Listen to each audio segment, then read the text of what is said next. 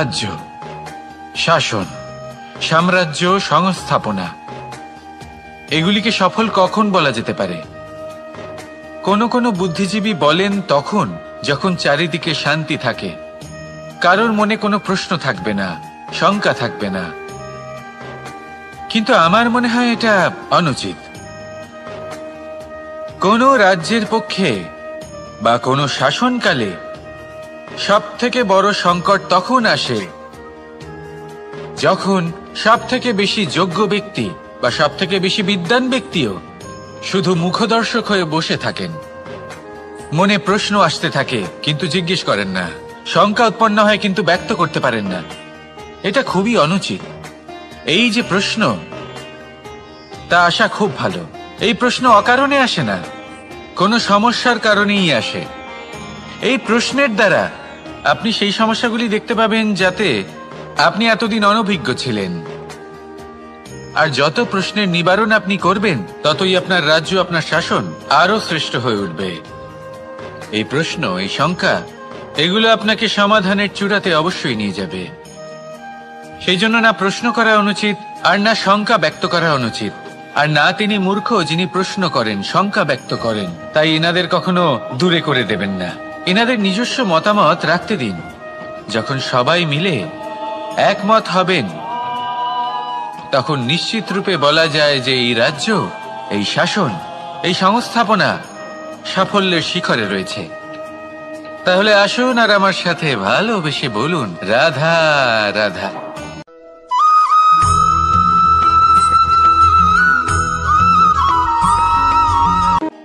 এই সংসারকে আপনি কেমন করে জানবেন, কেমন করে বুঝবেন?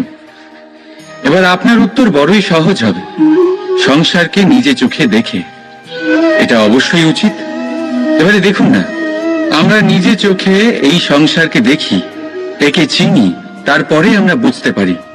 কিন্তু আমরা এটা খেয়াল করতে পারি না যে সমস্ত সংসারকে দেখছে যে চোখ, তা কতটা ছোট হয়, তাই না?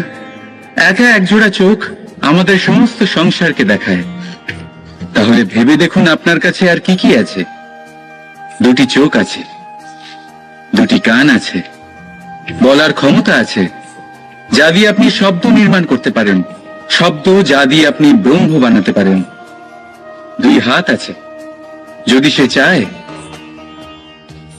তাহলে পাতাল খুঁড়ে সে জল নিয়ে আসতে পারে। দুটি পা আছে, যদি সে চায় তাহলে সংসারে যত বড়ই পর্বত হোক না কেন তাকে পার করতে পারে। একটা হৃদয় আছে যে প্রেমের বন্ধনে সবাইকে বেঁধে রাখে। একটা মন আছে যে প্রকাশের থেকেও বেশি তীব্র গতিতে চলে। এক মস্তিষ্ক আছে যে যত বড়ই সমস্যা হোক না কেন সমাধান বের করে ফেলে। এবারে ভেবে দেখুন আপনার কাছে কি কি নেই। বোঝার চেষ্টা করুন আপনি কতটা ধনবান। এই সংসারে সেই ব্যক্তি সুখী নন যার কাছে ধন আছে, সুখী সেই যে ধনের সদ্ব্যবহার করে। ঠিক তেমনি আপনার ধন হলো আপনার এই শরীরের ক্ষমতা। এই শরীরের ক্ষমতাগুলিকে ব্যবহার করে ধনাত্মক দৃষ্টিভঙ্গিতে সবকিছু দেখুন। এই সংসারকে বুঝুন, নিজেকে বুঝুন। এই সুখ চাইলেও আপনার থেকে দূরে থাকতে পারবে না। রাধা রাধা।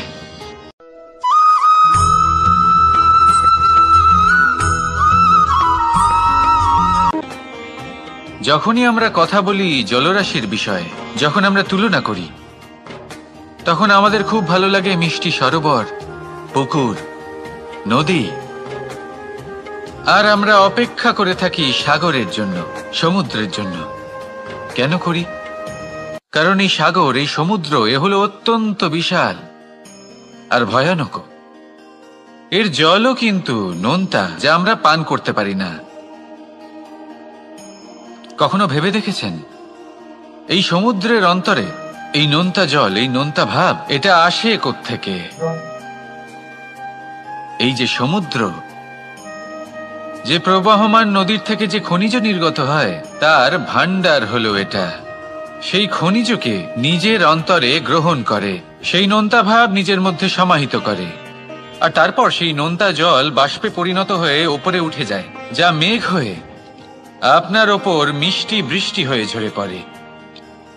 এ হলো সমুদ্রের ত্যাগ, যার জন্য আপনি মিষ্টি জল পান করতে পারছেন, সে নদী থেকেই হোক বা সরোবর থেকে। সেই জন্যই হয়তো সাগর হলো এত মহান, হয়তো সেই জন্যই রত্ন সাগরে পাওয়া যায়। তাই মনে রাখবেন, ক্ষমতা তারই হয় যে ত্যাগ করতে জানে, কোনো বিষকে নিজের মধ্যে ধারণ করে নিতে জানে। তাহলে আপনিও এটাই করুন, এতটাই শক্তিশালী হয়ে উঠুন, আর আমার সাথে ভালোবেসে বলুন, রাধা রাধা।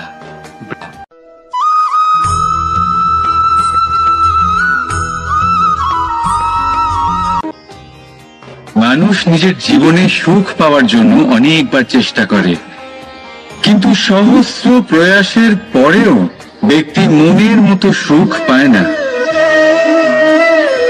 সুখকে পাওয়ার এই যাত্রা অনেক সময় দুঃখের মোড়েতে এসে সমাপ্ত হয়ে যায়, আর মানুষ বুঝে উঠতে পারে না যে কেন এমন হলো। তার প্রয়াস শুদ্ধ ছিল, তার মন পবিত্র ছিল, তার মনোবাঞ্ছনা সঠিক ছিল, কিন্তু তাও কেন সে সুখ পেল না?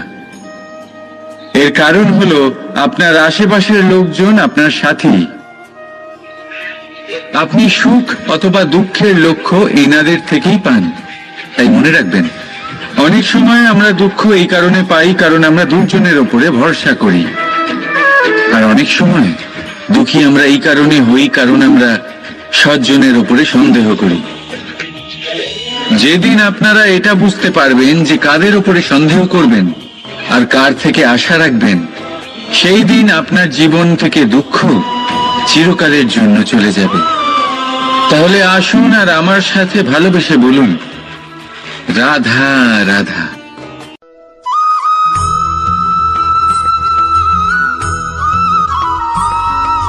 প্রকৃতি, নিয়তি কখনোই কারোর সাথে পক্ষপাত করে না, প্রত্যেককে জীবনদান দেয়, সমান সুযোগ প্রদান করে। এটা সেই ব্যক্তির উপরে নির্ভর করে যে সে কিভাবে তার থেকে লাভবান হয়ে উঠবে, তার নির্বাচনের উপর নির্ভর করে, তার দৃষ্টিভঙ্গির উপর নির্ভর করে যে সে কতটা ধনাত্মক বা কতটা নেতিবাচক। দুই ধরনের মানুষ হন। এমন কিছু মানুষ হন যারা প্রত্যেক পরিস্থিতি, প্রত্যেক সমস্যা এবং বিপদে সুযোগ খুঁজে বের করেন, আর কিছু এমন মানুষ রয়েছেন যারা যে কোনো সুযোগে কোথাও না কোথাও থেকে একটা সমস্যা খুঁজে বের করেন। এবার আপনি কি চান? আপনি সুযোগ চান, তাহলে সুযোগ পাবেন। আপনি সমস্যা পেতে চান, সমস্যা তো আপনি চাইলেই খুঁজে পাবেন। চয়ন আপনারই, যে আপনি কতটা ধনাত্মক থাকতে চান, কতটা নেতিবাচক থাকতে চান। ধনাত্মক থাকুন, জীবনে সব কিছু সম্ভব হবে। আসুন আর আমার সাথে ভালোবেসে বলুন, রাধা রাধা।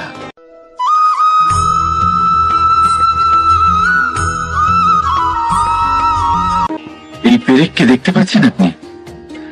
এর আকার কতটা সুন্দর, আর এই আকারের কারণেই খুব সহজেই একে দেওয়ালে রোপণ করা যায়। কিন্তু যখন আপনি এই পেরেককে দেওয়াল থেকে বাইরে আনেন, আপনি দেখবেন ওখানে একটা চিহ্ন রয়ে যায়। ঠিক এমনই হলো আমাদের মুখ থেকে বের করা কড়া শব্দ। যখনই আমাদের মুখ থেকে এই কটাক্ষ বেরোয়, তখন তা কোনো ব্যক্তির মনকে আঘাত করে, আর তারপরে আপনি যতই তার কাছে ক্ষমা চান না কেন, কিন্তু তাও তার সেই ঘা পূরণ হয় না। আপনার বলা সেই কথা, সেই কঠোর চিহ্ন ওই ব্যক্তির মনের দেওয়ালে খোদাই হয়ে থাকে। সেই জন্য আমি সবসময় বলি, এই শব্দের শক্তিকে আপনারা বুঝুন, এর মাহাত্ম্যকে বুঝুন। এই শব্দ ব্রহ্ম, কারণ যেভাবে আপনাকে এই শব্দ বিজয়ী করে তোলে, সেইভাবেই এই শব্দ আপনার ব্যাকুলতার কারণে, আপনার বাচনভঙ্গির কারণে, আপনার অতি উৎসাহের কারণে আপনাকে বিপরীত প্রহারও করতে পারে, যতই আপনার মন সুন্দর ও মধুর হোক না কেন।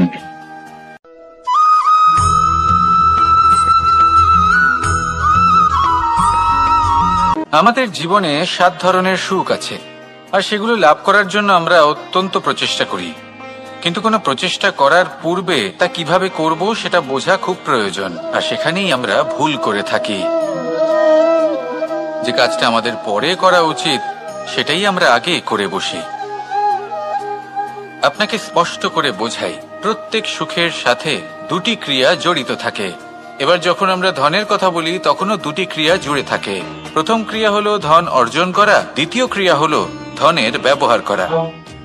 আর জীবনে ধনের ব্যবহার করার পূর্বে ধন কিভাবে অর্জন করতে হয় তা শেখা অত্যন্ত প্রয়োজনীয়। আমরা মন্দিরে যাই, ভগবানের আরাধনা করি, তার জন্য পুজো করি, ওনাকে প্রসন্ন করতে চাই, কিন্তু তার আগে ভগবানের ওপর আস্থা রাখা প্রয়োজনীয়। যদি আপনার অটল বিশ্বাস থাকে তবেই আপনি প্রকৃত ভক্ত হয়ে উঠতে পারবেন। এবার যদি আপনি বক্তা হয়ে থাকেন, শ্রেষ্ঠ বক্তা হতে চান, এই সংসারের সামনে নিজের বক্তব্য রাখতে চান, তাহলে কথা বলার পূর্বে কথা শুনতে শিখুন। তবেই আপনি একজন শ্রেষ্ঠ বক্তা হয়ে উঠতে পারবেন। জীবনে সম্পর্ক স্থাপন করার আগে সম্পর্ক বজায় রাখতে শিখুন। তবেই আপনি একজন প্রকৃত সাথী হয়ে উঠবেন। জীবনে পরাজয় মানার পূর্বে বিজয়ী হওয়ার চেষ্টা কিভাবে করতে হয় সেটা শিখুন। তবেই আপনি একজন নিপুণ ব্যক্তি হয়ে উঠবেন।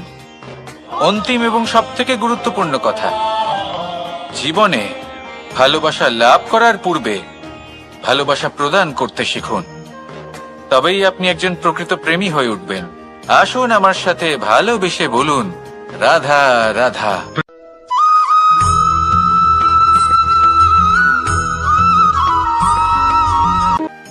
মানুষের শরীরের বিভিন্ন অঙ্গ দ্বারা ভিন্ন ভিন্ন প্রকারের কাজ করা হয়, আর সেই জন্য মানুষ নিজের শরীরের যত্ন করে, তার খেয়াল রাখে, নিজের শরীরকে সুস্থ রাখে, স্বচ্ছ রাখে, বস্ত্র পরিধান করে, আর কোথাও আঘাত লাগলে ক্ষতস্থান ঢেকে ফেলে। মানুষের শরীরে এমন একটি অঙ্গ আছে যা চোখে দেখা যায় না, যা অদৃশ্য থাকে, কিন্তু সেইটা দিয়ে মানুষের বিষয়ে অনেক কিছু জানা যায়। এবং মানুষের শরীরের সেই অঙ্গের নাম হলো বাণী, আপনার ভাষা।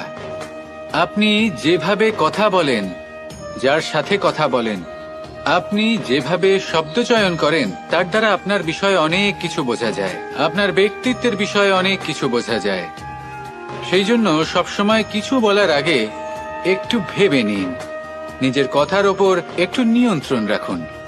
আমার কথা শুনুন, এই হৃদয়কে শুদ্ধ করে তুলুন। যদি এই হৃদয় শুদ্ধ থাকে তাহলে সর্বদা মধুর বাণী নির্গত হবে, যা সবাইকে প্রফুল্ল করে তুলবে, আর তখন এই মন প্রসন্ন হয়ে বলবে, রাধা রাধা।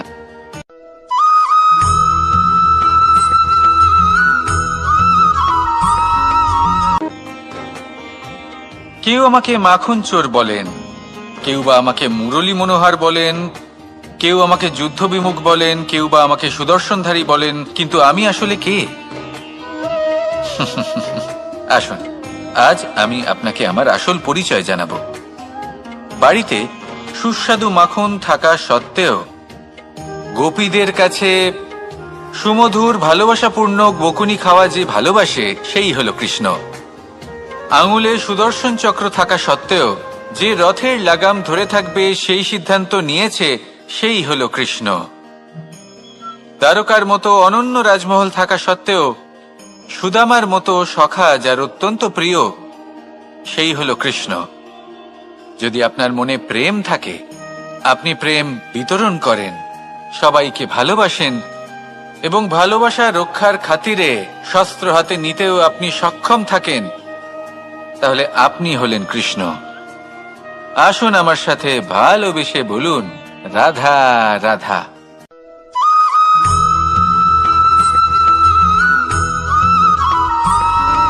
ধন, সম্পদ, ঐশ্বর্য, মানুষ হয় নিজের সৌভাগ্যের দ্বারা এগুলো লাভ করে থাকেন বা কর্মের দ্বারা। সৌভাগ্য আসলে কি? গ্রহের দশা, যা প্রত্যেক মুহূর্তে বদলাতে থাকে। কর্মের মাধ্যমে যখন আপনি ধন অর্জন করেন, তখন সেই ধন আপনার আগামী প্রজন্ম লাভ করে। সেটা হয় সে ভোগ করে বা তার জন্য তার ভোগান্তি হয়। আর এটা নির্ভর করছে আপনার কর্মের ওপরে। কি কর্ম করেছেন আপনি সেই ধনকে লাভ করার জন্য? যদি আপনি সৎ পথে চলেন, নিষ্ঠা ভরে আপনি কর্ম করে থাকেন এবং তার ফলে আপনি ধন অর্জন করে থাকেন, তাহলে আপনার আগামী প্রজন্ম সেটা ভোগ করবে, সেটা প্রয়োগ করবে নিজের বিকাশের জন্য। কিন্তু যদি আপনি কুকর্ম করে থাকেন, কোন রকম ছলনা করে থাকেন এই ধন লাভ করার জন্য, তাহলে 100% আপনার আগামী প্রজন্মকে এর জন্য ভুগতেই হবে। তাহলে আপনি কি চাইবেন, যে আপনার আগামী প্রজন্ম সুখ ভোগ করবে, নাকি আপনার কুকর্মের পরিণাম ভোগ করবে? নির্বাচন আপনারই। আসুন আমার সাথে ভালোবেসে বলুন, রাধা রাধা।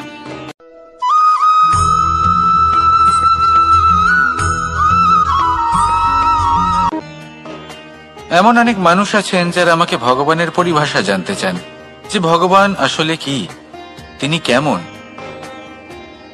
এবার দেখুন, ভগবান হোক বা আপনার স্বপ্ন হোক বা আপনার লক্ষ্য হোক না কেন, সেই লক্ষ্য তখনই পূর্ণ হয়, তখনই তাকে লাভ করা সম্ভব যখন আপনার দৃষ্টিভঙ্গি মঙ্গলময় হয়, যখন আপনি নিজে মনে করবেন যে আমি যেটা পেতে চাইছি তা শুভ। উদাহরণস্বরূপ, কোনো পাখিকে দেখুন, সে গাছের ডালে বসে এবং সেখানেই বিশ্রাম করে, কিন্তু পড়ে না। কেন? কারণ ওর বিশ্বাস যে যে শাখার উপরে ও বসে আছে সেটাই হলো ওর বাসস্থান। যদি আপনি বিশ্বাস করেন, তাহলে আপনি পাথরের মধ্যেও ভগবান দর্শন করতে পারবেন। আর যদি বিশ্বাস না থাকে, তাহলে যদি ভগবান সামনে দাঁড়িয়েও থাকে, তবেও আপনার বিশ্বাস হবে না। তাই বিশ্বাস করতে শিখুন। এই বিশ্বাসের আধারেই আপনি সেই সব কিছু পাবেন যা আপনি পেতে চাইছেন। আসুন আমার সাথে ভালোবেসে বলুন, রাধা রাধা।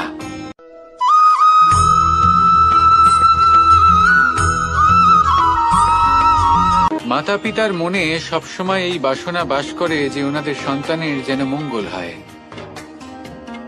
নিজের সন্তানকে সেই সবকিছু দেবার সবসময় চেষ্টা করতে থাকেন যেগুলো তারা নিজেরা নিজেদের জীবনে কখনো পেতে পারেননি। এবং এই প্রক্রিয়ায় সব থেকে গুরুত্বপূর্ণ বিষয়টি ভুলে যান, নিজের সন্তানকে সেই জিনিস দেওয়া যেটা উনি সব থেকে আগে পেয়েছেন। আমি ধনের কথা বলছি না, আমি বলতে চাইছি নিজের অভিজ্ঞতা দ্বারা ওনারা যে মানসিক স্থিতি লাভ করেছেন, ওনারা যে মর্যাদা লাভ করেছেন, যে শিক্ষা ওনারা লাভ করেছেন, সবার আগে নিজের সন্তানকে সেটা দেওয়া প্রয়োজন। সেটা যদি নিজের সন্তানকে দিতে পারেন, তাহলে এই সন্তান জীবনে তার পথে এগোতেও পারবে, ধন অর্জনও করতে পারবে এবং শক্তিশালী অনুভবও করতে পারবে। সেই জন্য সন্তানকে সবার আগে সেটা দান করুন যেটা সব থেকে বেশি মূল্যবান। সেটা দিন যেটা আপনি সবার আগে লাভ করেছেন। আসুন আমার সাথে ভালোবেসে বলুন, রাধা রাধা। কখনো কখনো আমরা খুব ব্যথিত হয়ে পড়ি। আমরা নিজেদের পরিবারের জন্য এত কিছু করি, আর তারা আমাদের দেখলেই ভয়ভীত হয়ে পড়ে, আমাদের দেখলে বিরক্ত হয়। কখনো নিজেদের সন্তানকে বিকাশের পথে অগ্রসর করার জন্য আমরা তাদের উপর একটু জোর দিই যাতে তারা পরিশ্রম করে, কিন্তু সেই সন্তান আমাদের উপর বিরক্ত হয়ে পড়ে। কখনো সন্তানকে সঠিক শিক্ষা দেওয়ার জন্য আমরা তাদের কিছু সীমা নির্ধারিত করি, তখন সেই সন্তানের চোখে নিজেদের জন্য আমরা ঘৃণা দেখতে পাই। মানুষ কেন ব্যথিত হবে না? দেখুন, যখন সূচের দ্বারা আপনি বস্ত্র সেলাই করেন, তখন সূচের আঘাত সেই বস্তুকে সহ্য করতে হয়, কিন্তু তাতে সেই সূচ বা আপনার উদ্দেশ্যে কোনো প্রভাব পড়া উচিত নয়, কারণ আপনি তো আপনার কর্ম করছেন, আর তাও পূর্ণ নিষ্ঠা ভরে, এবং অবশেষে আপনার উদ্দেশ্য শুভ প্রমাণিত হবে। তাই কেউ বিরক্ত হচ্ছে বলে বা কারোর চোখে নিজের প্রতি ঘৃণা দেখার ভয় কখনো পিছিয়ে যাবেন না। কষ্ট না করে বিকাশ সম্ভব নয়।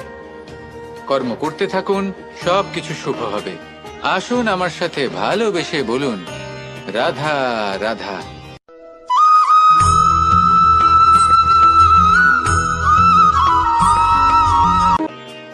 জল হলো জীবনের আধার।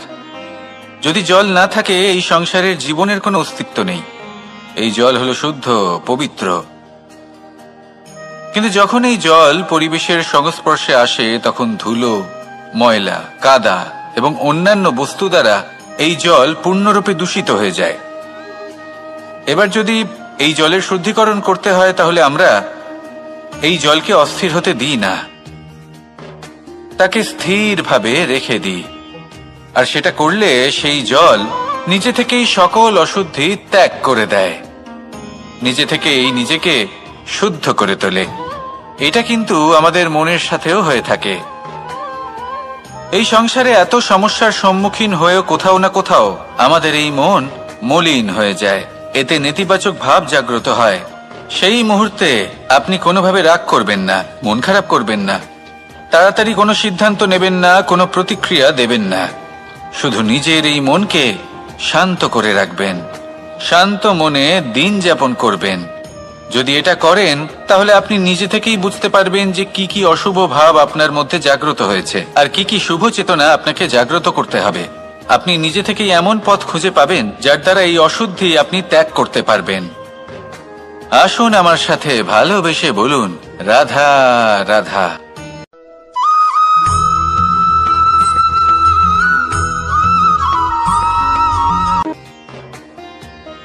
প্রেমের পরিভাষা আসলে কি? ভিন্ন ভিন্ন ধরনের ব্যক্তি, ভিন্ন ভিন্ন ধরনের প্রেমী আলোচক বিভিন্ন ধরনের পরিভাষা প্রদান করেন এই প্রেম নিয়ে। কিন্তু প্রত্যেকের মনেই কখনো কখনো এই প্রশ্ন এসেছে, এই ভালোবাসা আসলে কি? নিজের প্রিয়তমকে জয় করাই কি প্রেম? চার হাত এক হয়ে যাবার নামই কি প্রেম? নিজের আবেগ ব্যক্ত করাই কি ভালোবাসা? না, প্রেমের অর্থ কাউকে লাভ করা নয়, বরং তার মাঝে বিলীন হয়ে যাওয়া। যদি কারোর হাত ধরে থাকি তাহলে আজীবন তার সাথে পথ চলা হলো প্রেম। প্রেম শুধুমাত্র সেটা নয় যা প্রেমী আর প্রেমিকার কেশদামে মালা বেঁধে দেয়। মাতা পিতার জন্য দিনরাত পরিশ্রম করা, নিজের পরিবারের জন্য দিনরাত পরিশ্রম করা, সেটাও প্রেম। নিজের বন্ধুদের জন্য, আপনজনের জন্য সবকিছু উজাড় করে দেওয়ার নাম হলো ভালোবাসা। নিজের মাতৃভূমির জন্য সাহসের সাথে লড়াই করা এবং আনন্দে নিজের জীবন ত্যাগ করে দেওয়াও কিন্তু প্রেমের নামান্তর। সেই জন্য যারা বুদ্ধিমান ব্যক্তি তারা কখনো প্রেমের পরিভাষা খুঁজতে চান না, কারণ তারা জানেন যে এই প্রেম কতটা বিশাল। তারা জানেন যে এই প্রেম হলো এক বিশাল সাগর যাকে নিজের মুঠোয় ধরে রাখা যায় না। সেই জন্য এই প্রেমের সাগরে ডুবে যান এবং সকলকে ভালোবাসতে শিখুন। যদি সবাইকে ভালোবাসতে পারেন তাহলে তাদেরও কল্যাণ হবে যারা আপনাকে ভালোবাসে, এবং সকলকে ভালোবাসতে শিখুন।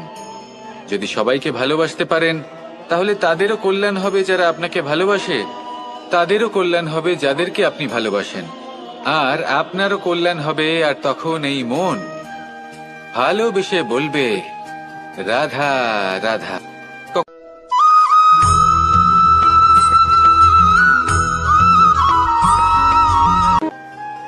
যদি আপনি নিজের জীবনে প্রকৃত বন্ধু নির্বাচন করতে চান তাহলে তার আগে দর্পণ আর ছায়া এই দুইয়ের বিশেষত্বর বিষয়ে জানাটা অত্যন্ত প্রয়োজনীয়। দর্পণ কি করে থাকে? যখনই আপনি দর্পণের দিকে তাকাবেন ও শুধুমাত্র আপনাকে সত্যের সাথে অবগত করাবে, ও আপনাকে কখনো মিথ্যে বলবে না। সেখানেই যদি ছায়ার কথা বলি তাহলে দেখুন ছায়া কি করে, সব সময় আপনার সাথে থাকে, কখনো আপনার সঙ্গ ত্যাগ করে না।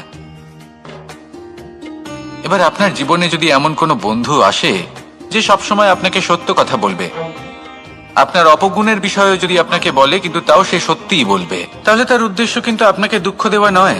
সে আপনার অজ্ঞানতা, আপনার ভ্রম দূর করতে চায়। যদি আপনি কোনো অনুচিত পথে চলতে থাকেন তাহলে সে আপনাকে বাধা দিতে চায়। আর যদি সেই মিত্রই ছায়া সঙ্গীর মতো হয়, সে কখনোই সুখ দুঃখে আপনার সঙ্গ ত্যাগ করবে না। তার উদ্দেশ্য হলো সবসময় আপনাকে রক্ষা করা। তাই এরকম দর্পণ বা ছায়ার মতো কোনো বন্ধু যদি আপনার জীবনে আসে তাহলে তাকে কোথাও যেতে দেবেন না। সে আপনার জীবনকে সুখময় করে তুলবে। আর যদি আপনার জীবনে উপস্থিত বন্ধু এমন না হয় তাহলে তাকে নিজের থেকে দূরে করে দেওয়াই বাঞ্ছনীয়। তাহলে দর্পণ আর ছায়ার মতো প্রকৃত এবং ভালো বন্ধুকে নিজের জীবনে স্থান দিন আর আমার সাথে ভালোবেসে বলুন, রাধা রাধা।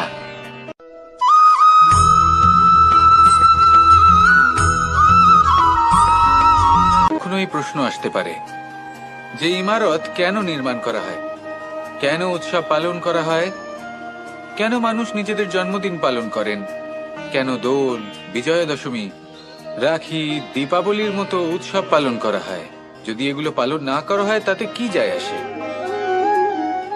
যদি এই দোল উৎসব পালন না করা হয় তাহলে কি এই সংসার ভুলে যাবে যে নারায়ণের প্রতি ভক্তির কারণে ভক্ত প্রহ্লাদকে অগ্নি স্পর্শও করতে পারেনি? যদি বিজয়া দশমী পালন না করা হয় তাহলে কি এই সংসার ভুলে যাবে যে এই দিনে শ্রীরাম রাবণকে বধ করেছিলেন? যদি আমরা দীপাবলির এই উৎসব পালন না করি তাহলে কি এই সংসার এটা ভুলে যাবে যে অযোধ্যাতে অমাবস্যার এমন এক রাত এসেছিল যে রাত্রে অযোধ্যা পূর্ণিমার থেকে বেশি উজ্জ্বল হয়ে উঠেছিল? যদি এই রাখি উৎসব পালন না করা হয় তাহলে কি এই সংসারের ভাই এবং বোনেরা একে অপরের প্রতি ভালোবাসা কি সেটা ভুলে যাবে? বিষয়টা ভুলে যাওয়ার নয়, বিষয়টা হলো মনে রাখা। যখন জীবনে আমরা কোনো একটা স্থানে পৌঁছই, উপলব্ধিগুলোর উৎসব পালন করি, যাতে সেই মুহূর্তে আমরা সকলের মধ্যে আনন্দ ছড়াই এবং মানুষ সেই মুহূর্তটা মনে রাখেন। এই স্মৃতিগুলোই মানুষের মধ্যে বিশ্বাসের জন্ম দেয়। এই বিশ্বাস যে আগামী যেদিন আসছে তাতে আরো আনন্দের সম্ভাবনা রয়েছে। ভালোবাসার এই উৎসব, ভালোবাসার এই পার্বণ, এটা মানুষের মনে বিশ্বাসের জন্ম দেয় যে প্রত্যেক যুগে কেউ না কেউ এসেছে এবং পরবর্তীতেও আসবে। তাহলে আসুন আমরা ডুবে যাই আমার লীলার এই প্রেম যাত্রায় এবং ভালোবাসার এমন একটা উৎসব পালন করা যাক যা এই সংসার যুগ যুগ পর্যন্ত মনে রাখবে। তাহলে আসুন আর আমার সাথে ভালোবেসে বলুন, রাধা রাধা।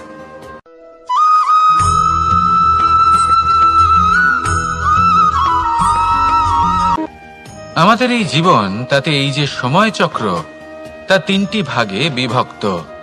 এক হলো অতীতকাল, ফেলে আসা অতীত, তারপরে আসে বর্তমান, এখনকার এই মুহূর্ত, আর তারপর আসে আগামীকাল অর্থাৎ ভবিষ্যৎ। এবার এখানে সবথেকে গুরুত্বপূর্ণ হলো অতীতকাল, ভবিষ্যৎকাল, ফেলে আসা অতীত এবং আগামী সময়। কেন? কারণ এই দুইয়ের উপর নির্ভর করছে যে আপনি বর্তমানে কি করতে চলেছেন। শুধু প্রয়োজন হলো সঠিক দৃষ্টিভঙ্গির। অতীতকালকে যদি আপনি একটি দৃষ্টিভঙ্গি থেকে দেখেন তাহলে অতীতকালে আপনি দুঃখও দেখতে পাবেন, যন্ত্রণাও দেখতে পাবেন। অন্য কোনো দৃষ্টিভঙ্গি থেকে দেখলে আপনি অতীতকাল থেকে শিক্ষাও লাভ করবেন। এবার এই শিক্ষা অনুসারেই বর্তমানে কর্ম করা উচিত। এবং যদি ভবিষ্যতের কথা বলি তাহলে বলবো ভবিষ্যতের কথা ভেবে আপনি আজ অবশ্যই চিন্তিত হতে পারেন। অন্য একটি দৃষ্টিভঙ্গি থেকে দেখলে এই ভবিষ্যতেই আপনি একটি লক্ষ্য, একটি উদ্দেশ্য দেখতে পাবেন যে আপনি কি করতে চান, কি লাভ করতে চান। এবার সেই অনুসারে বর্তমানে কর্ম করা উচিত, ভবিষ্যৎ এবং অতীতকাল অনুসারে। এভাবেই যদি জীবনে কর্ম করতে থাকেন আপনার এই বর্তমানের দিনগুলো আপনি একটু নতুন ভাবে বাঁচতে পারবেন। এভাবেই যদি জীবনে এগোতে থাকেন তাহলে আপনার জীবনে আনন্দের উদ্ভব হতে কেউ বাধা দিতে পারবে না। আসুন আমার সাথে ভালোবেসে বলুন, রাধা রাধা।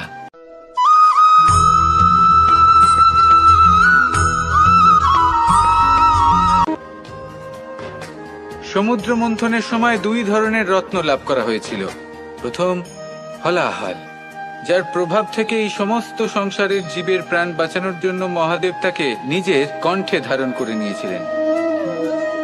আর দ্বিতীয় অমৃত, যেটা কিঞ্চিত পরিমাণ মাত্রায় পাওয়া গেছিল। কখনো কখনো জীবনে এমন কোনো বস্তু যা আপনি প্রয়োজনের থেকেও অনেক বেশি মাত্রায় ভোগের জন্য লাভ করে থাকেন তা আপনার জন্য বিষ প্রমাণিত হতে পারে। যেমন জল, প্রয়োজনের থেকে অনেক বেশি মাত্রায় যদি এই জল আসে তাহলে আপনার প্রাণ কাটতে পারে। কিন্তু পরিশ্রমের পরে এক পাত্র শীতল জল দ্বারা আপনি যদি স্নান করে নেন তাহলে তা আপনার শরীরের জন্য অমৃত হবে।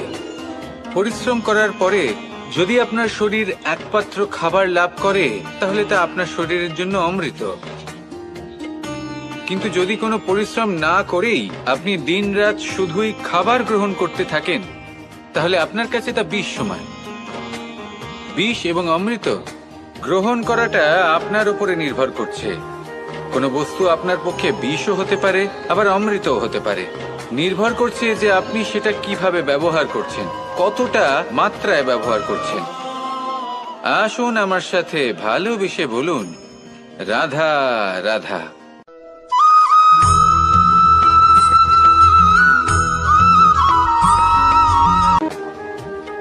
সুখ, দুঃখ, মৃত্যু, মহামারী, এগুলো কখনো বলে আসে না, আবার জিজ্ঞাসা করেও আসে না। এমনই হয় দ্রুত ক্রীড়ার এই খেলায়।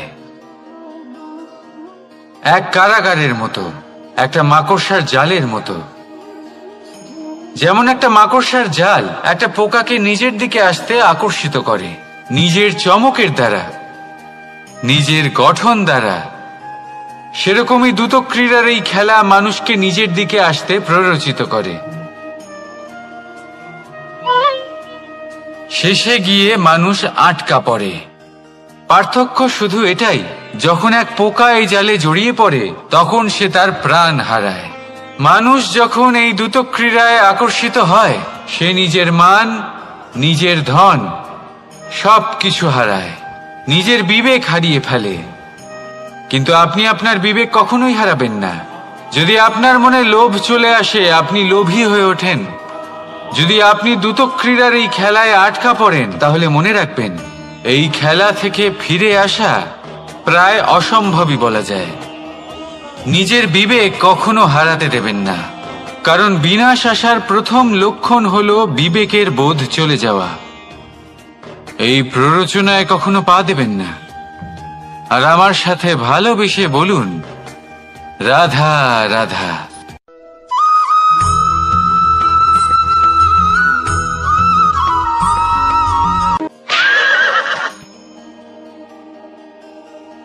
প্রেম, আড়াই অক্ষর, মাত্র আড়াই অক্ষরের এই শব্দ প্রেম, এর মধ্যে ত্রিলোকের এবং সমগ্র ব্রহ্মাণ্ডের বীজ নিহিত আছে। এমন কি আছে যা এই প্রেম করতে পারে না? যেখানে শক্তি এবং বিদ্যা প্রয়োগ করে আপনি কিছুই করতে পারবেন না, সেটাও প্রেম দ্বারা অর্জন করা সম্ভব। প্রেম চাইলে পাথরেও ফুল ফোটাতে পারে। প্রেম চাইলে ন্যাড়া পাহাড়ের বুক চিরে নদীপথ তৈরি করতে পারে। চাইলে নিরক্ষর ব্যক্তিকে সংসারের শ্রেষ্ঠ জ্ঞানী করে তুলতে পারে। শুধুমাত্র এই প্রেমের জন্য সবার দুষ্টু কানাই ঘনশ্যাম হয়ে উঠেছিল। শুধুমাত্র এই প্রেমের টানেই ত্রিলোকের স্বামী দ্বারকাধীশ নির্ধন সুদামার পদসেবাও করেছিলেন। এই প্রেম হলো সংসারের সবথেকে বড় শক্তি।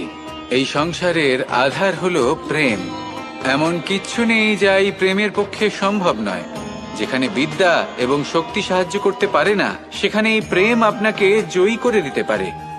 তাহলে আসুন আর আমার সাথে ভালোবেসে বলুন, রাধা রাধা।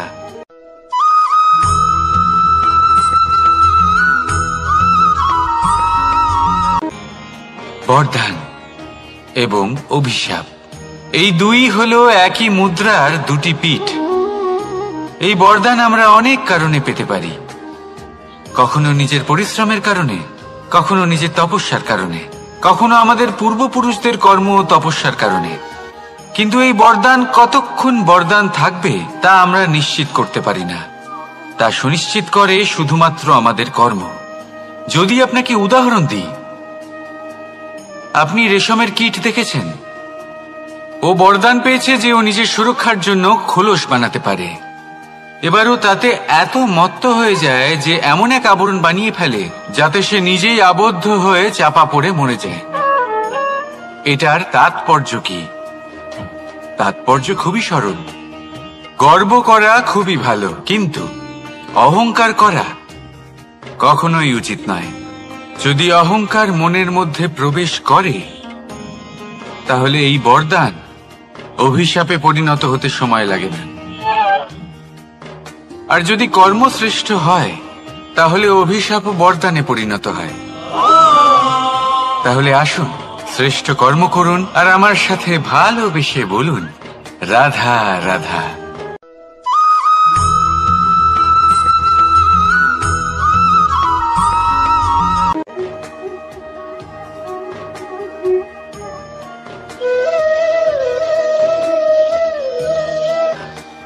কর্ম এবং ফল। দেখতে গেলে এই সমস্ত ব্রহ্মাণ্ড এই দুইয়ের মাঝেই স্থির হয়ে আছে। মানুষজন কর্ম করেন ভালো ফল লাভের আশায়, আর ভালো ফল লাভের আশায় উনি এটাই ভুলে যান যে উনি যে কর্ম করছেন তা কি করছেন। আমি বলেছিলাম কর্ম করুন ফলের চিন্তা না করে, কিন্তু কি কর্ম করছেন সেই বিষয়ে ভাবাটাও অত্যন্ত আবশ্যক। নয়তো অনেক সময় আমরা এমন কর্ম করে ফেলি যা না চাইতেও বিষে পরিণত হয়, যা হয়েছে দুঃশাসনের সাথে, দুর্যোধনের সাথে, গুরু দ্রোণের সাথে। একজনের মানসিকতা উচিত ছিল না, একজনের বিবেক উচিত ছিল না, আরেকজন যে পক্ষ নির্বাচন করেছিলেন সেই পক্ষ উচিত ছিল না। আর যা কিছু ওনাদের সাথে হলো, আপনার আমাদের সকলের সাথে তা হতে পারে। আমি বলেছিলাম কর্ম করুন, ফলের চিন্তা করবেন না, কিন্তু এই কর্মের বিষয়ে বিচার করে দেখাটাও ততটাই আবশ্যক। দেখুন, কর্ম করার উচিত প্রক্রিয়া ফলের চিন্তা না করা, কিন্তু যদি আপনার কর্ম শুভ হয় তাহলে তার ফলও নিয়তি আপনাকেই দেবে। সর্বদা কর্ম করার সময় এটা ভাবুন যে আপনার এই কর্ম এই সংসারকে, এই সমাজকে, আপনার পরিবারকে, আপনার আশেপাশের মানুষজনকে কোন দিশায় নিয়ে যাবে। যদি এটা সবার জন্য মঙ্গলময় হয় তাহলে কর্ম করতে থাকুন। আর হ্যাঁ, নিশ্চিত রূপে ফলের চিন্তা করবেন না। আসুন আমার সাথে ভালোবেসে বলুন, রাধা রাধা।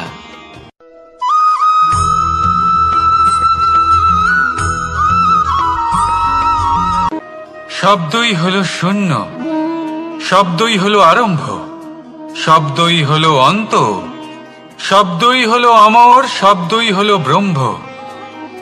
এই শব্দ হলো অত্যন্ত বিশেষ। কেউ কাঁদলে তাকে হাসিয়ে তোলে, কেউ হাসলে তাকে কাঁদিয়ে দেয়। কারোর মনে উদ্দীপনা জাগিয়ে তুলতে পারে, আবার কারোর মনে কাঁটা হয়ে বিঁধে থাকতে পারে। একটা অত্যন্ত গুরুত্বপূর্ণ কথা যা বোঝা অত্যন্ত আবশ্যক। আপনার মন, আপনার হৃদয়ে যতই শুদ্ধ হোক না কেন, যতই পবিত্র হোক না কেন, আপনার দৃষ্টিভঙ্গি যতই স্পষ্ট হোক না কেন, যদি আপনার কথা পবিত্র না হয়, যদি আপনার শব্দ শুদ্ধ না হয়, তাহলে তা আপনাকে আপনার কর্মফল ভোগ করতে বাধ্য করবেই। একটা সহজ উদাহরণ দিই। আপনার জীবনে এমন কেউ অবশ্যই থাকবেন যাকে আপনি পছন্দ করেন না, যিনি হয়তো অধর্মী মানুষ, যিনি হয়তো দুর্বুদ্ধি সম্পন্ন মানুষ, কিন্তু তার জন্য অপশব্দ প্রয়োগ করলে তার মধ্যে কোনো পরিবর্তন আসবে না, তার মানসিকতা বদলাবে না, শুধু মনে প্রতিশোধ স্পৃহা জেগে উঠবে, মনে হিংসা জাগবে, আর কিচ্ছু নয়। সেই জন্য নিজের শব্দকে নিয়ন্ত্রণ করুন, নিজের কথা সংযত করুন। শ্রেষ্ঠ থেকে শ্রেষ্ঠতর মানুষকেও সাবধানী হতে হয়, কারণ যদি এই শব্দের প্রয়োগ সঠিক না হয় তাহলে আজীবন মানুষকে নির্বাক হয়ে থাকতে হতে পারে। তাহলে নিজের শব্দ নিয়ন্ত্রিত রাখুন, নিজের কথাকে শুভ করুন, এতে প্রেমবোধ জাগিয়ে তুলুন, আর সেই প্রেমবোধ নিয়েই বলুন, রাধা রাধা।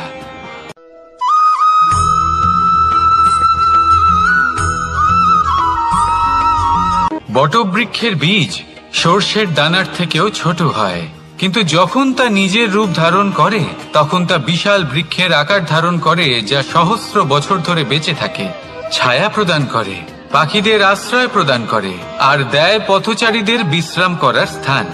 কেন? কারণ সেই ছোট বীজ তা মাটির ভেতরে গিয়ে নিজের খোলস ত্যাগ করে। অন্ধকারে থাকে সে, যতই আলো আসুক না কেন, যতই বর্ষা আসুক না কেন, সব সহ্য করে। আর তারপরে একটা চারা গাছ অঙ্কুরিত হয়, তারপর ধীর গতিতে একটা বিশাল বৃক্ষতে পরিণত হয়। দেখুন, জীবনে কঠিন সময় আসে, এই জন্য নয় যে আপনি হার মেনে নেবেন, এই জন্য আসে যাতে আপনি ভবিষ্যৎ নির্মাণের জন্য নিজেকে তৈরি করতে পারেন।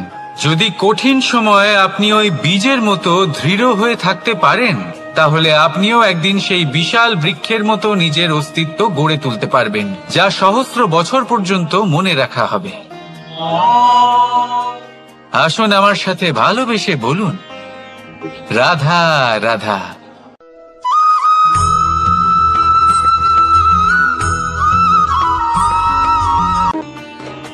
ভগবান আর ভক্ত যখন এক আকার হয়ে যায়, যখন ভক্ত তার ভগবানের প্রতি এবং নিজের জীবনের উদ্দেশ্যের প্রতি সম্পূর্ণরূপে সমর্পিত হয়, তখন জন্ম নেয় ভক্তি। এই সংসারের সমস্ত আশা হয়তো আপনার সঙ্গ ত্যাগ করে দিতে পারে, তখনও ভক্তি সাথে থাকবে।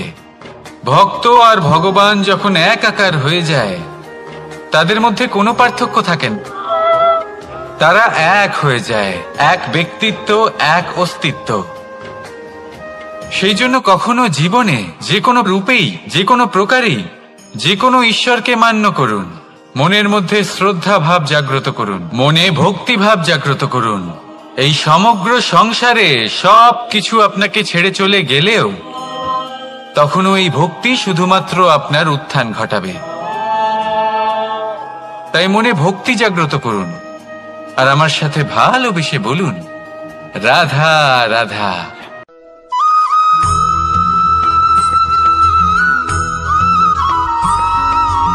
বটবৃক্ষের বীজ সর্ষের দানার থেকেও ছোট হয়, কিন্তু যখন তা নিজের রূপ ধারণ করে তখন তা বিশাল বৃক্ষের আকার ধারণ করে, যা সহস্র বছর ধরে বেঁচে থাকে, ছায়া প্রদান করে, পাখিদের আশ্রয় প্রদান করে আর দেয় পথচারীদের বিশ্রাম করার স্থান। কেন?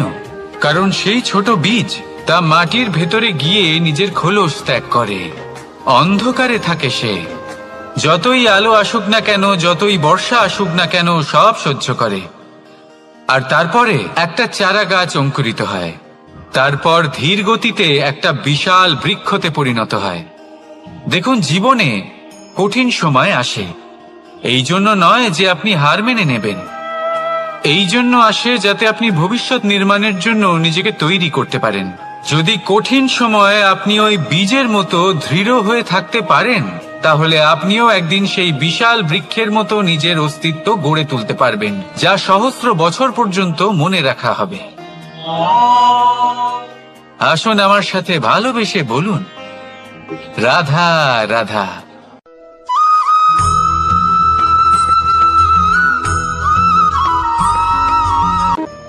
সাফল্য কে না চান? সাফল্য লাভ করার, শিখরে পৌঁছানোর আলাদাই একটা আনন্দ রয়েছে। আর আপনজনদেরও কে না চান? প্রত্যেক মানুষ চান যেন জীবনে তার কোনো আপনজন থাকে, যারা সবসময় তাদের সাথে থাকবে, কারণ আপনজনের সাথেই তো সাফল্যের আনন্দ সব থেকে বেশি পাওয়া যায়। কিন্তু আসলে কি হয়, অনেক সময় সাফল্যের খোঁজে সেই পথে চলতে চলতে আমরা আপনদের থেকে দূরে চলে যাই, না চাইতেও দূরে চলে যেতে হয়, ওনাদের সাথে সময় কাটাতে পারি না। আর আমরা ভুলে যাই যে সাফল্যের আসল আনন্দ আপনজনদের সাথেই পাওয়া যায়। সফল হওয়ার পরে আপনদের সাথে দেখা হলে তাদের চোখে আমাদের জন্য যে আবেগ থাকে, যে সম্মান, যে প্রেম থাকে, সেটাই হলো আসল পুরস্কার। আমরা সেই কথা ভুলে যাই এবং একা হয়ে পড়ি। বেশিরভাগ সময় এটাই হয়, বেশিরভাগ সময় সফল মানুষগুলি একা হয়ে যান। এবার আপনি কি চান?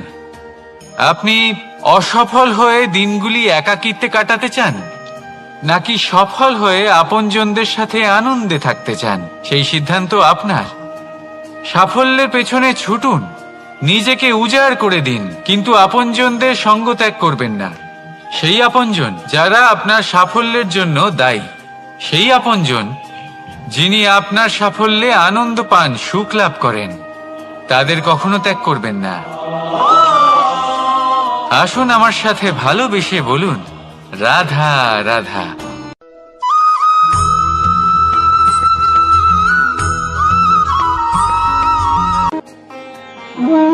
এই ব্রহ্মাণ্ড কত বৃহৎ, তাই না? যার সম্মুখে এই পৃথিবীকেও একটা বিন্দুর মতো মনে হয়। আর এই পৃথিবীতে আমরা কে হই, আমাদের আকার কিরকম, আমাদের অস্তিত্বই বা কি? যখন আমরা এভাবে ভাবি তখন মনে হয় আমরা কিছুই নই। তা আমরা যখন কিছুই নই, তাহলে আমরা এত চিন্তা করি কেন? কি ভেবে ভয় পাই? কাকেই বা এত ভয় পাই? কে আমাদের মারতে পারে আর কেই বা আমাদের জন্ম দেবে? আত্মার আসলে না কখনো জন্ম হয় আর না কখনো মৃত্যু। আত্মা শুধুই শরীর বদল করে। আপনি, আমি, আমরা সকলে এই শরীর নয়, আমরা হলাম আত্মা, যা হলো পরম আত্মার পরম অঙ্গ। সেই জন্য মনে রাখবেন, বাইরের কোথাও দেখবেন না, নিজের অন্তরের গভীরে গিয়ে দেখুন, আত্মাকে উপলব্ধি করতে শিখুন। ক্লেশ, ভয়, চিন্তা, এই সব কিছুর থেকে নিজেকে দূরে রাখুন, তাহলেই উপলব্ধি করতে পারবেন পরমাত্মাকে। তাহলে আসুন আমার সাথে ভালোবেসে বলুন, রাধা রাধা।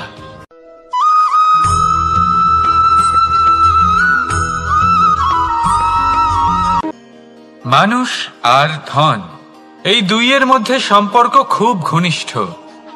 ধন হলো সেই শক্তি যার ব্যবহার মানুষ করে থাকে সাংসারিক বস্তু ক্রয় করার জন্য, নিজের জীবন যাপন করার জন্য।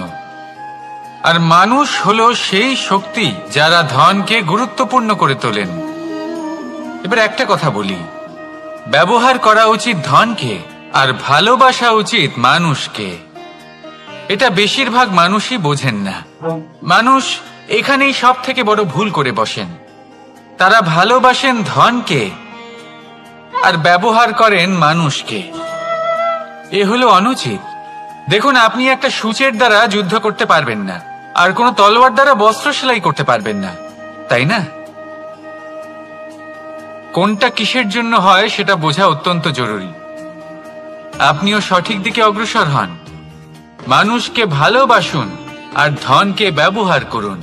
যদি আপনি মানুষকে ব্যবহার করেন, তাহলে আপনি ভালোবেসে ফেলবেন ধনকে, আর এই ভালোবাসা ধীরে ধীরে পরিণত হবে লোভে, আর ধীরে ধীরে এটা আপনাকে বিনাশ করে দেবে। তাহলে সমস্ত মানুষকে ভালোবাসুন আর এইভাবে ভালোবেসে বলুন, রাধা রাধা।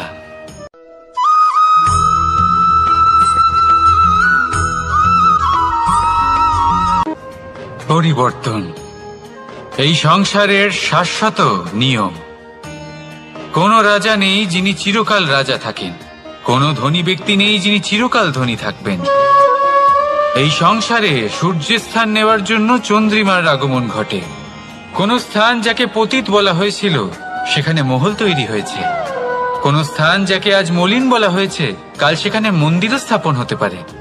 কোন ঋতু চিরকালের জন্য থাকে না, কখনো সময় চিরকাল একরকম থাকে না।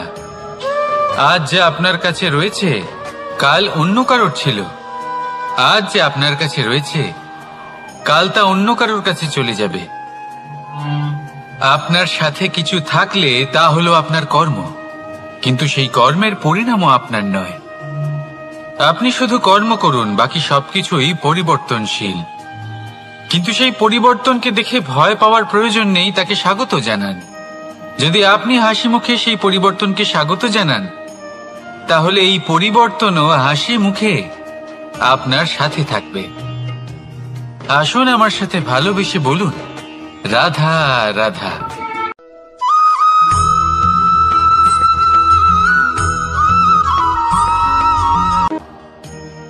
বল, শক্তি, পরাক্রম এই সংসারের বিকাশের মূল। কিন্তু কখনো ভেবেছেন যে প্রকৃতি আমাদের এই বল, শক্তি, পরাক্রম কেন দিয়েছেন? যাতে আমরা জীবনে কারোর উদ্ধার করতে পারি, কাউকে সাহায্য করতে পারি, কারোর জন্য ভালো কিছু করতে পারি, কোনো গরিব অসহায় মানুষের জন্য কিছু করতে পারি। এই বল, এই শক্তির সদ্ব্যবহার করতে পারি। কখনো দেখেছেন এমন মানুষ যার কাছে অসীম শক্তি আছে, কিন্তু তার সাথেই অসম্ভব অহংকারও রয়েছে? যিনি নিজেকে সর্বশ্রেষ্ঠ বলে মনে করেন, খারাপ কাজও করেন। আপনি দেখবেন প্রকৃতি এবং মানুষ তাকে ভাঙতে সর্বদা চেষ্টা করেন। মনে রাখবেন, যতই সুবিশাল পর্বত হোক না কেন, তা যদি পথে পড়ে তাকে ভেঙে পথ প্রশস্ত করা হয়। যদি আপনার কাছে বল থাকে, শক্তি থাকে, পরাক্রম থাকে, তাহলে তার সদ্ব্যবহার করুন, কাউকে সাহায্য করুন, কাউকে রক্ষা করুন। যদি আপনি আপনার শক্তির দুর্ব্যবহার করেন, তাহলে মনে রাখবেন আপনি নিজের বিনাশ নিজেই আমন্ত্রণ করছেন। এবার বল অর্জন করার পরে, শক্তি অর্জন করার পরে আপনি নিজেকে বিনাশ করতে চান নাকি এই সংসারের উদ্ধার করতে চান? সিদ্ধান্ত আপনার। রাধা রাধা।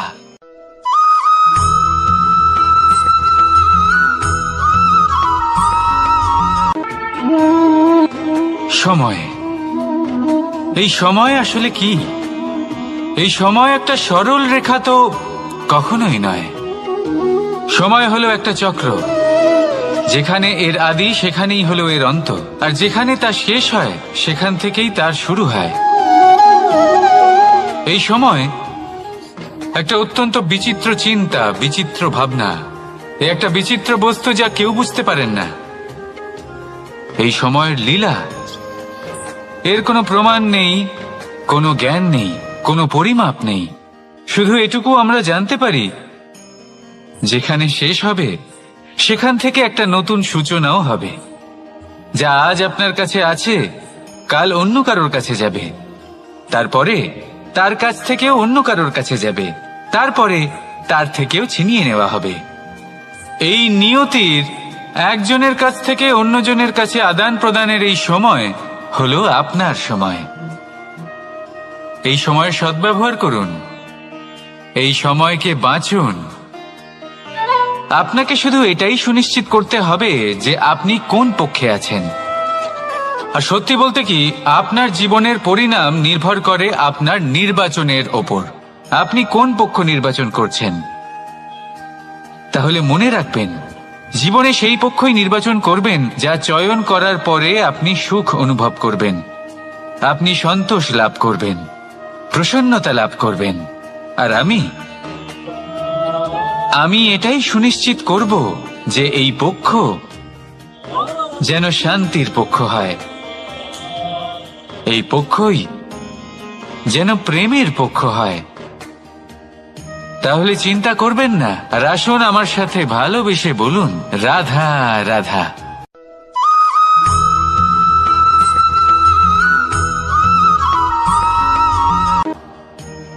বল, শক্তি, পরাক্রম এই সংসারের বিকাশের মূল।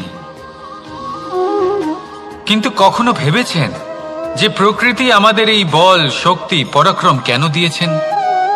যাতে আমরা জীবনে কারোর উদ্ধার করতে পারি, কাউকে সাহায্য করতে পারি, কারোর জন্য ভালো কিছু করতে পারি, কোনো গরিব অসহায় মানুষের জন্য কিছু করতে পারি। এই বল, এই শক্তির সদ্ব্যবহার করতে পারি। কখনো দেখেছেন এমন মানুষ যার কাছে অসীম শক্তি আছে কিন্তু তার সাথেই অসম্ভব অহংকারও রয়েছে, যিনি নিজেকে সর্বশ্রেষ্ঠ বলে মনে করেন, খারাপ কাজও করেন। আপনি দেখবেন প্রকৃতি এবং মানুষ তাকে ভাঙতে সর্বদা চেষ্টা করেন। মনে রাখবেন, যতই সুবিশাল পর্বত হোক না কেন, তা যদি পথে পড়ে তাকে ভেঙে পথ প্রশস্ত করা হয়। যদি আপনার কাছে বল থাকে, শক্তি থাকে, পরাক্রম থাকে, তাহলে তার সদ্ব্যবহার করুন, কাউকে সাহায্য করুন, কাউকে রক্ষা করুন। যদি আপনি আপনার শক্তির দুর্ব্যবহার করেন, তাহলে মনে রাখবেন আপনি নিজের বিনাশ নিজেই আমন্ত্রণ করছেন। এবার বল অর্জন করার পরে, শক্তি অর্জন করার পরে আপনি নিজেকে বিনাশ করতে চান নাকি এই সংসারের উদ্ধার করতে চান? সিদ্ধান্ত আপনার। রাধা রাধা।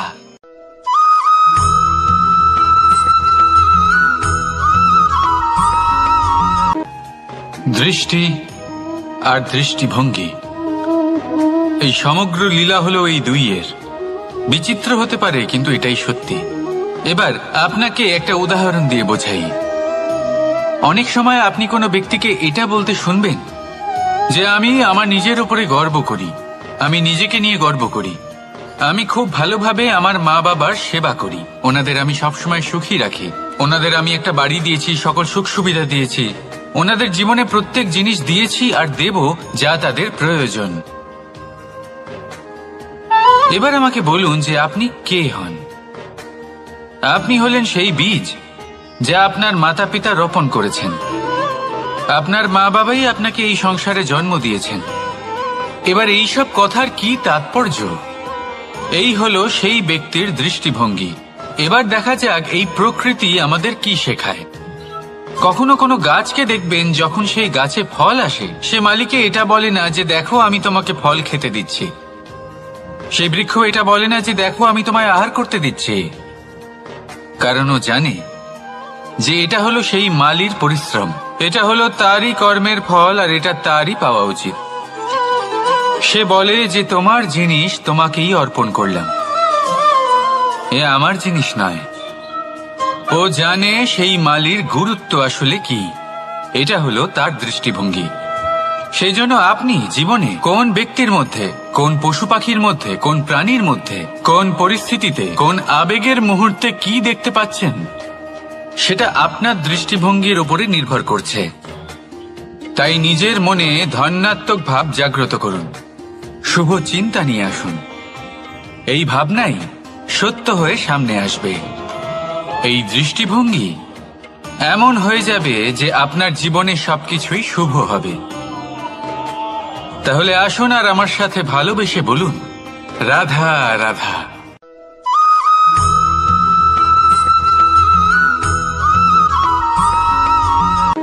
আপনি কি কখনো জলকে নিজের মুঠোতে ধরে রাখার চেষ্টা করেছেন?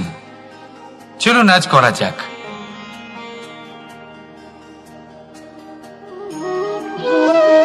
যদি আপনি নিজের মুঠো জোরে বন্ধ করেন, জল ধরে রাখতে পারবেন না। যদি আপনি তাকে এমনি বইতে দেন, তাহলে ও নিজের পথ নিজেই করে নেবে, আর আপনার হাতেও থেকে যাবে।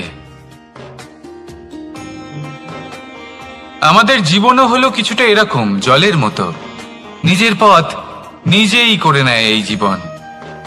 প্রত্যেক সমস্যার সমাধান নিজেই করে নেয় এই জীবন। তাই জীবনে যখন কোনো পরিস্থিতি আমাদের প্রতিকূল হয়ে থাকে, কিছুই হয়তো আমরা বুঝতে পারছি না, কিছুই যখন বসে থাকে না, তখন আমরা হতাশ হয়ে পড়ি, নিরাশ হয়ে পড়ি, আর এটাই করা উচিত নয়। শান্ত মনে দেখতে হবে যে এই জীবনে আসলে কি ঘটে চলেছে। কষ্ট সবাই ভোগ করেন, কষ্ট পেলে কেউ রেগে যান, রেগে গিয়ে পরাক্রম দেখান। এটাই তো করা উচিত নয়। শান্ত মনে সেটাই করতে হবে যা জীবন আমাদের শেখাতে চাইছে। জীবন আমাদের সব শিখিয়ে দেবে, শুধু মনে রাখবেন কখন প্রয়াস করতে হবে আর কখন আমাদের প্রতীক্ষা করতে হবে, সেটা আগে আপনাকে বুঝতে হবে। তাহলে আসুন আমার সাথে ভালোবেসে বলুন, রাধা রাধা।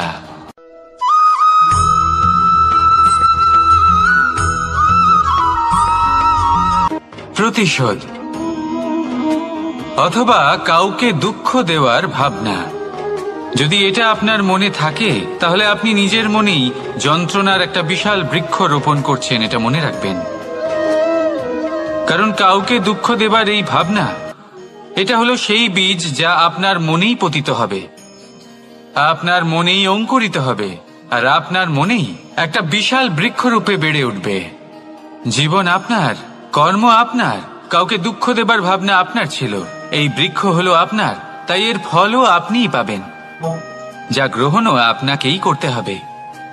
মনে রাখবেন, যে মানুষ এটা ভাবে যে আমি ওকে দুঃখ দেব, ওকে কষ্ট দিতে চাই আমি, সেই মানুষই দুঃখ আর কষ্ট পেয়ে থাকে। যদি সেই জায়গায় আপনি এটা ভাবেন যে আমি কাউকে সুখী করে তুলতে চাই, কাউকে সুখ প্রদান করতে চাই, তাহলে তারও বীজ আপনার মনেই রোপণ হবে, বৃক্ষে পরিণত হবে, যার ফলও আপনিই পাবেন। এখানে বিষয়টা হলো শুধু মানসিকতার চিন্তা, যা সত্য হয়ে আপনার সামনে আসে। তাহলে এই মানসিকতা শুভ করুন, সবার জন্য মঙ্গল কামনা করুন। অন্যের মনে আপনার জন্য ভালো চিন্তা থাকুক বা না থাকুক, আপনি সবার জন্য শুভ চিন্তা করে কর্ম করতে থাকুন, তাহলে আপনার সাথেও ভালোই হবে। তাহলে আসুন আর আমার সাথে ভালোবেসে বলুন, রাধা রাধা।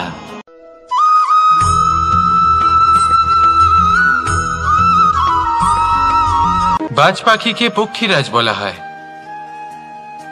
বাজের আয়ু হলো মোটামুটি 70 বছর।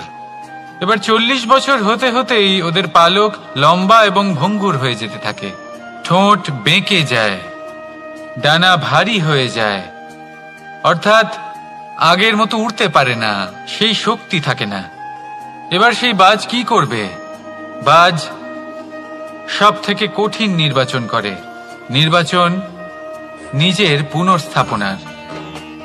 সর্বপ্রথম একটা বিশাল পর্বতে যায়, একান্তে নিজের এক বাসস্থান তৈরি করে, আর তারপরে পাথরের সাথে নিজের ঠোঁট বারবার আঘাত করতে করতে সেই ঠোঁট ভেঙে ফেলে।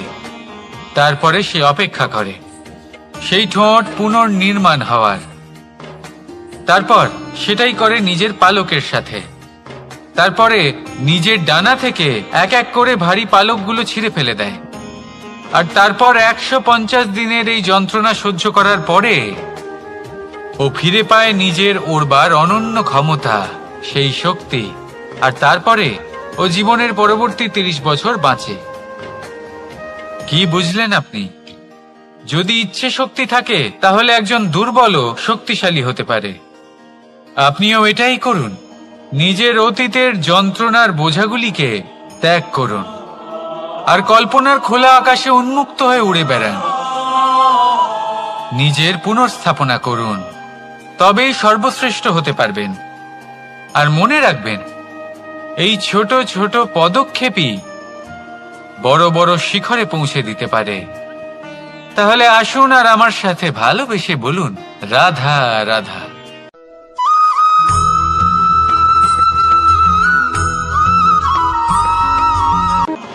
সুখ আর অভিজ্ঞতা, এই দুই জীবনে একসাথে কখনোই আসে না।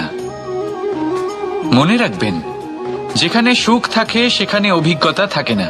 আর যখন এই সুখ আমাদের জীবন থেকে দূরে চলে যায়, তখন আমাদের জীবনে আসে এই অভিজ্ঞতা। পরমাত্মা, প্রকৃতি, নিয়তি এই অভিজ্ঞতাকে আমাদের জীবনে পাঠান, যাতে আমরা একটা অত্যন্ত গুরুত্বপূর্ণ শিক্ষা, একটা জ্ঞান প্রাপ্ত করতে পারি। এই অভিজ্ঞতা আমাদের শেখায় যে অতীতে এমন কি হয়েছিল যা আমাদের করা উচিত হয়নি। আমাদের শেখায় ভবিষ্যতে এমন কি আছে যা আমাদের করা উচিত আর কি করা উচিত নয়। দেখতে গেলে এই অভিজ্ঞতা আমাদের সেই শিক্ষা দেয় যার জন্য আমরা সুখের দিকে উচিতভাবে অগ্রসর হতে পারি। সেই জন্য জীবনে যখনই দুঃখ আসবে, দুঃখের এই সময় আসবে, তখন হতাশ হবেন না। বোঝার চেষ্টা করুন এই পরিস্থিতি কেন এসেছে, কি শিক্ষা দিতে এসেছে। যদি আপনি সেই জ্ঞান লাভ করেন, সুখের পথে অগ্রসর হন, তাও উচিত রূপে, তাহলে এই অভিজ্ঞতার উদ্দেশ্য পূরণ হয়ে যায়। তাহলে আসুন আর আমার সাথে ভালোবেসে বলুন, রাধা রাধা।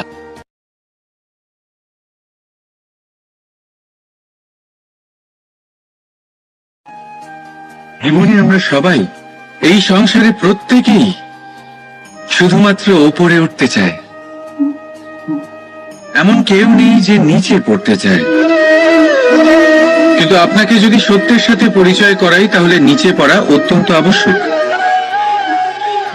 যখন আপনি নিচে পড়েন, তখন সর্বপ্রথম আপনার মনে পড়ে ওপরে যখন ছিলেন, সেই স্থান, সেই সময় এবং তার গুরুত্ব কি ছিল। তার থেকেও বড় শিক্ষা, আপনার যখন পতন ঘটে তখন আপনি বুঝতে পারেন আপনার আপন কে আর আপনার পর কে। কে আপনার শুভাকাঙ্ক্ষী আর তারা কে যারা আপনাকে ঈর্ষা করেন, আপনাকে ঘৃণা করেন।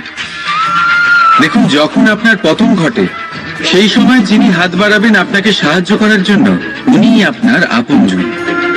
আর যখন আপনার পতন ঘটে, তখন শান্ত হয়ে দেখবেন যে আপনাকে দেখে হাসছে সেই আপনার পর। আর এই আপনজন আর পরের জ্ঞান তখনই হবে যখন আপনার পতন ঘটবে, তখন নয় যখন আপনি উন্নতি করছেন। সেই কারণে পতনকে কখনো ভয় পাবেন না। এটা আপনাকে জীবনের খুব বড় এক শিক্ষা দিয়ে যায়। রাধা।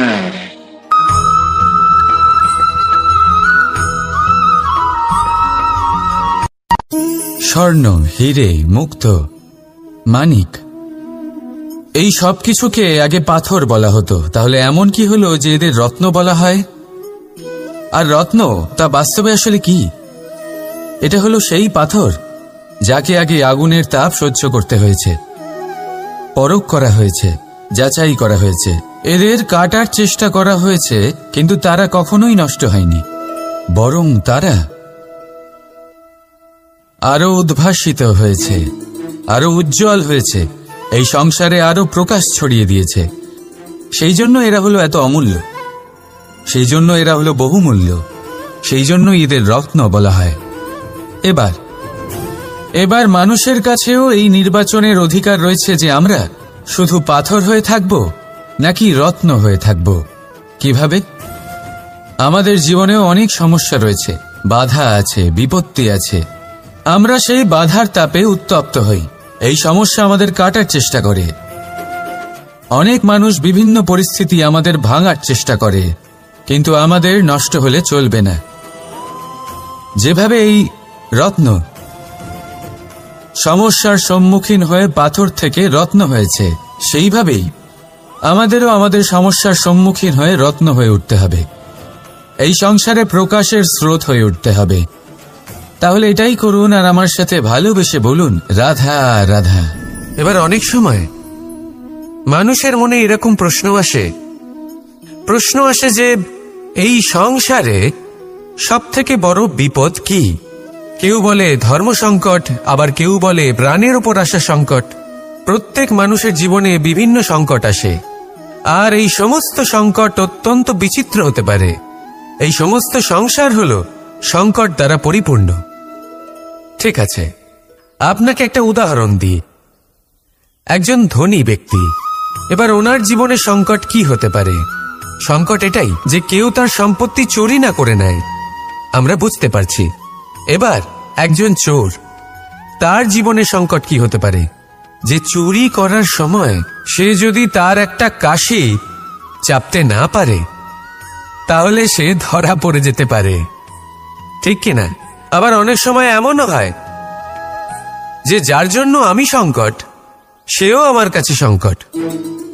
যেমন এই পরিস্থিতিতে দেখুন, সংকট হলো সংকট, এ তো জীবনে থাকবে, কিন্তু এর সম্মুখীন কিভাবে হওয়া যায়? খুব সরল, সব এটার ওপর নির্ভর করে, মনের ওপর।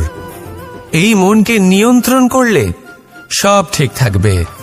এবার যদি ধনী ব্যক্তি মনকে নিয়ন্ত্রণ করে ফেলেন, নিজের অর্থের ব্যবহার শুভ কাজের জন্য, সমাজের সেবার জন্য বিকাশ করতে করেন, ওই অর্থকে একত্রিত করে না রাখেন, তাহলে চুরির সমস্যা, এই সংকট সেখানেই কেটে যাবে। এবার যদি কথা বলি সেই চোরের, তাহলে চোর যদি নিজের মনকে সংযত করে নেয়, যদি নিজের কর্মকে নিয়ন্ত্রণ করতে পারে, তাহলে এমন কোনো স্বর নেই যা ওকে ধরা পড়তে বাধ্য করবে। সেই জন্য জীবনে সংকট যতই আসুক, যত বড়ই সংকট আসুক না কেন, কবচ হলো একটাই, আর এই কবচের নাম হলো আত্মনিয়ন্ত্রণ। নিজের মনকে নিয়ন্ত্রণে রাখতে শিখুন। এটা নিজের জীবনে প্রয়োগ করে তো দেখুন। যদি আপনি করতে পারেন, তবে আপনি দেখবেন যে সংকট তো জীবনে আসা যাওয়া করে, কিন্তু সেই সংকটগুলির সম্মুখীন আপনি এইভাবে করতে পারবেন। তাহলে সেটাই করুন, আর আমার সাথে ভালোবেসে বলুন, রাধা রাধা। জীবনে যখনই আমাদের সামনে কোনো সংকট আসে, তখন আমাদের সামনে দুটো পথ খোলা থাকে। প্রথম পথ ভয়ভীত হয়ে যাওয়া, দ্বিতীয় পথ সাহসের সাথে তার সম্মুখীন হওয়া। এই দুইয়ের উদ্দেশ্য সমান, লক্ষ্য হলো সমান, আত্মসুরক্ষা, জীবন রক্ষা। কিন্তু ভয়কে দুর্বল মনে করা হয় আর সাহসকে আপনার বল বলে মনে করা হয়। কারণ হলো এটাই যে ভয়, তা হলো শুধুমাত্র একটা প্রতিক্রিয়া, আর সেইখানে সাহস, এটা হলো একটা নিশ্চয়, একটা প্রতিবদ্ধতা। আর যদি সাহসের সাথে আপনি সংকটের সম্মুখীন হন, তাহলে হয়তো সেই সংকট আপনি চিরকালের মতো দমন করতে পারবেন। কারণ বিপদ যখন আসে, তখন সর্বপ্রথম আমাদের দ্বন্দ্ব হয় এখানে, মনে। সেই বিপদের সম্মুখীন আমরা এখানে হই। যদি এই হৃদয়কে, এই মনকে আপনি সাহসী করে তুলতে পারেন, তাহলে তাতে কখনো ভয় আসবে না, আর সেই বিপদের সম্মুখীন হওয়াও সরল হবে, জয়লাভ করাও সরল হবে। তাই নিশ্চিত রূপে সাহস হলো অধিক শ্রেষ্ঠ।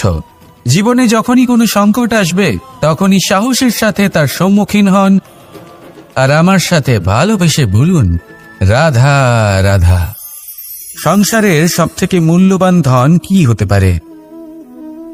সেটা কি সেই স্বর্ণ যা দিয়ে অলংকার তৈরি করে আমরা ধারণ করি, নাকি সেই সব হিরে মুক্ত রত্ন যা হয় আমরা নিজেদের মুকুটে ধারণ করি বা হাতে আংটি বানিয়ে ধারণ করি, নাকি সেই ধন যার দ্বারা আমরা সংসারে যা চাই তাই কিনতে পারি? এই সব হলো ধন সম্পত্তি, কিন্তু সব থেকে বেশি মূল্যবান কিন্তু এরা নয়। এগুলো যে কেউ আপনার থেকে অনায়াসে কাটতে পারে। কোনো চোর চুরি করে নিতে পারে, কোনো ডাকাত এসে লুট করে নিতে পারে। সংসারের সব থেকে মূল্যবান ধন হলো সেটাই যাকে আমরা জ্ঞান বলে থাকি, যা আপনার থেকে কেউ কেড়ে নিতে পারবে না। কোনো ডাকাত লুট করে নিতে পারবে না, কোনো চোর চুরি করতে পারবে না, কোনো রাজা কর রূপে আপনার থেকে কেড়ে নিতে পারবে না। এগুলো আপনার সাথেই থাকবে। কিন্তু একটা কাজ আছে যা আপনি করতে পারেন। এই জ্ঞানরূপী ধন আপনি ছড়িয়ে দিতে পারেন। এই জ্ঞানই হলো এমন একমাত্র ধন যা ভাগ করে নিলে আরো বেড়ে যায়। সেই জন্য জীবনে সব সময় মনে রাখবেন, জ্ঞান লাভ করার বিষয়ে বেশি একাগ্র হন, ধন লাভ করার দিকে নয়। আমাদের মন প্রসন্ন চিত্ত হয়ে বলবে, রাধা রাধা। বৃক্ষের বীজ একটা সর্ষের দানার থেকেও ছোট হয়, কিন্তু যখন এটা বড় হয় তখন একটা বটগাছের মতো বৃহৎ আর মহান হয়ে ওঠে। গঙ্গা নদী, এর প্রারম্ভ হয় একটা ছোট্ট আর সরু স্রোত দিয়ে, তারপর সেটা বড় ধারায় বদলে যায়, তারপর সেটা নদীতে বদলে যায়, আর তারপর মহানদীতে পরিবর্তিত হয়। আপনি কি বুঝতে পারছেন যা আমি আপনাকে বোঝানোর চেষ্টা করে চলেছি? আমি আপনাকে বোঝাতে চাইছি যে প্রারম্ভ করার জন্য মহান হওয়ার কোনো প্রয়োজন নেই, কিন্তু হ্যাঁ, মহান হওয়ার জন্য প্রারম্ভ করা অত্যন্ত প্রয়োজনীয়। তাই শুরু করুন। আপনার ক্ষুদ্র এই প্রারম্ভ আপনার জন্য বৃহৎ হয়ে উঠতে পারে। শুরু করেই দেখুন না, আপনার গন্তব্য আপনার জন্য অপেক্ষা করে আছে। রাধা রাধা। পুষ্প দেখতে পাচ্ছেন আপনি? কি সুন্দর এই পুষ্প। সবাই চায় এরকম কোনো এক পুষ্প সে নিজের করে নেবে, নিজের কাছে রাখবে। এবার ভাবুন, এই পুষ্প যে সম্মান পায় তা কিসের জন্য পায়? শুধু কি তাকে সুন্দর দেখতে বলে? আসুন আপনাকে একটা কথা বোঝাই। এই ফুল যখন গাছে থাকে তখন এই রূপ আমাদের আকর্ষণ করে। এই ফুল দিয়ে যদি আপনি মালা বানান, কোনো মূর্তিতে দেন, তাহলে তা সম্মানের নিদর্শন হয়। এবার এই ফুলই যদি আপনি বিছানাতে ছড়িয়ে দেন, তাহলে সেই দৃশ্য দেখে সেই সুবাসে আপনার মন পুলকিত হয়ে ওঠে। কিন্তু ভাবুন, এই পুষ্পই যদি আপনি চিতায় সাজান, তাহলে এই পুষ্পকে আর কেউ সম্মান করে না। একই রকম কথা, সেই একই পুষ্প এক পরিস্থিতিতে সম্মান পাচ্ছে, এক পরিস্থিতিতে নয়। কেন? কারণ এতেই লুকিয়ে রয়েছে একটা গুরুত্বপূর্ণ শিক্ষা। এর সারমর্ম হলো এটাই যে এই সম্মান ব্যক্তি বা বস্তুকে করা হয় না, সম্মান করা হয় সময় এবং পরিস্থিতিকে। এবার এই যে সময়, তা কখনোই আমাদের বশে থাকে না। আমাদের বশে থাকে পরিস্থিতি। আমাদের পরিস্থিতি কেমন হবে তার সিদ্ধান্ত স্বয়ং আমরাই নিই, আর যেরকম আমাদের পরিস্থিতি হবে সেরকমই আমাদের সম্মান করা হবে। তাহলে আসুন আমার সাথে ভালোবেসে বলুন, রাধা রাধা।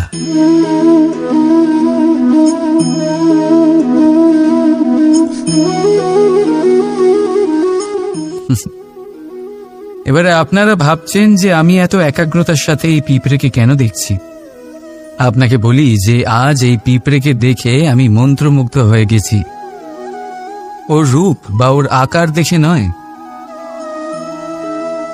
এই পিঁপড়ের প্রচেষ্টা দেখে।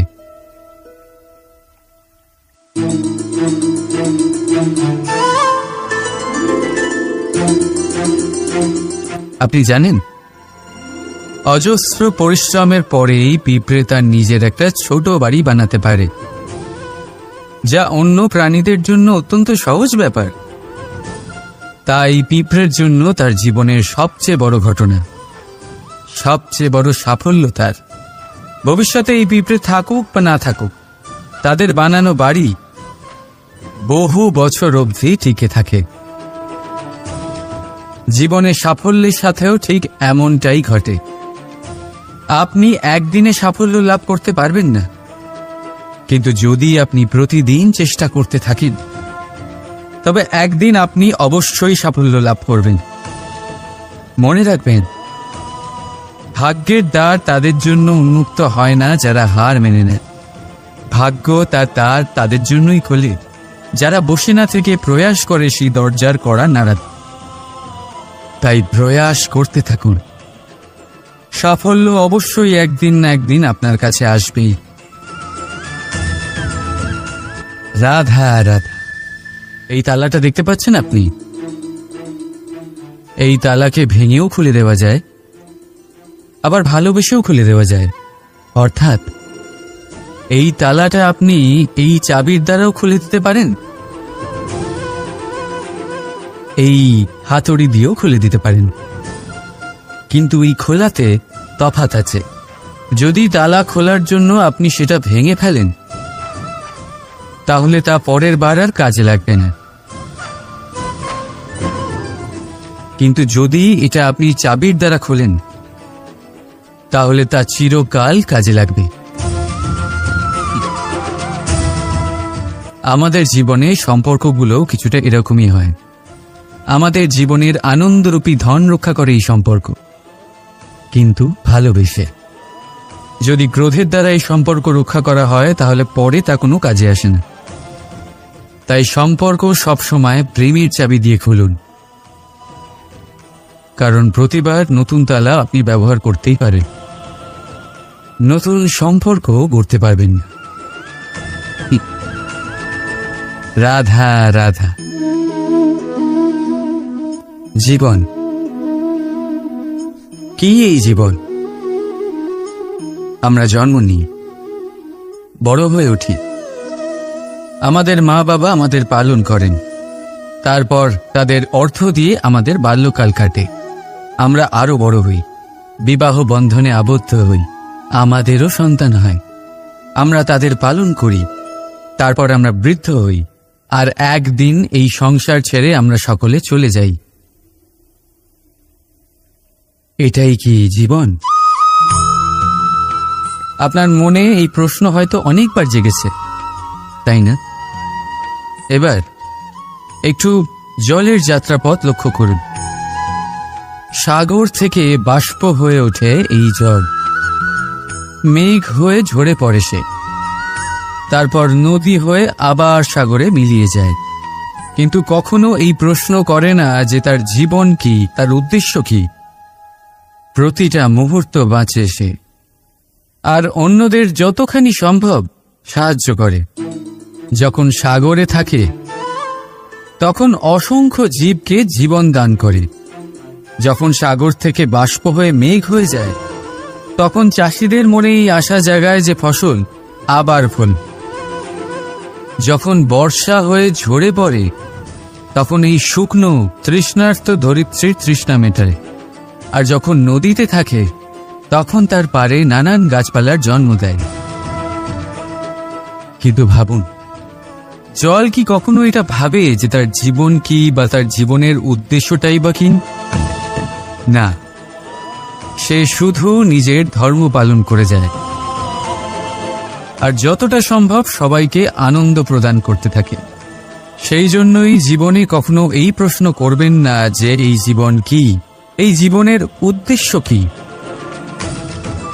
শুধু এই জীবন বাঁচুন, আর যতটা সম্ভব সবাইকে আনন্দ প্রদান করুন। মন প্রসন্ন হয়ে বলবি রাধা রাধা। কখনো বৃষ্টির জন্য হওয়া কাদার মধ্যে দিয়ে আপনি নিজের বাড়ি ফিরেছেন? পাদুকা পরার জন্য আপনি ওই কাদা থেকে অবশ্যই বেঁচে যান, কিন্তু সেই পাদুকা থেকে আগত নোংরা কাদার ছিটে আপনার বস্ত্রকে ময়লা করেই দেয়। কিন্তু তাও সেই ছিটের জন্য আপনার বস্ত্র ময়লা হয়ে যাবে, সেই জন্য আপনি পাদুকা পরা ছেড়ে দেন না। ঠিক সেইভাবেই জীবনে এমন কিছু মানুষও আসেন যারা পাদুকার মতো হন, যারা আপনাকে কাদার থেকে বাঁচিয়ে নেন, কিন্তু বস্ত্ররূপী আপনার মনের উপরে আশঙ্কার দাগ ছেড়ে যান। এইসব মানুষের জন্য নিজের মন ছোট করার কোনো প্রয়োজন নেই। প্রয়োজন আছে শুধু এটা ভাবার যে আপনি নিজের পা কাদার থেকে বাঁচাবেন নাকি আপনার বস্ত্র।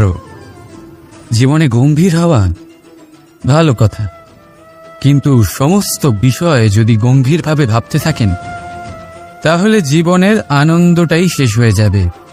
এই সংসার অস্থায়ী, এখানে এমন কিছুই নেই যা চিরকাল জীবিত থাকবে। তাই যতক্ষণ এই জীবন আছে সন্তুষ্টি আর আনন্দ নিয়ে বাঁচুন। নিজের উপর আগত কাদার ছিটের দিকে মন দেবেন না, শুধু আনন্দ বিতরণ করুন। মন প্রসন্ন হয়ে বলবে, রাধা রাধা। এই সংসারের সব থেকে বড় সত্যি হলো জন্ম এবং মৃত্যু, কিন্তু আরো বড় একটা সত্য আছে, মিত্র এবং শত্রু, যা আমাদের সকলের জীবনে থাকে। মিত্র সে যে আমাদের সঙ্গ দেয় এবং সংসারের সব থেকে উঁচু শিখরে আমাদের নিয়ে যায়, এবং শত্রু সে যে যে কোনো মুহূর্তে যে কোনো শিখর থেকে আমাদের নিচে ফেলে দিতে পারে। এবার বিচিত্র ব্যাপার হলো এটাই যে আমরা নিজেরাই এদের সাথে নিয়ে চলি, নিজেরাই এদের পালন করি। তা কি করে? প্রথমে বুঝুন এই মিত্র এবং শত্রু কারা। আপনার নিজের মন, আর কেউ নয়।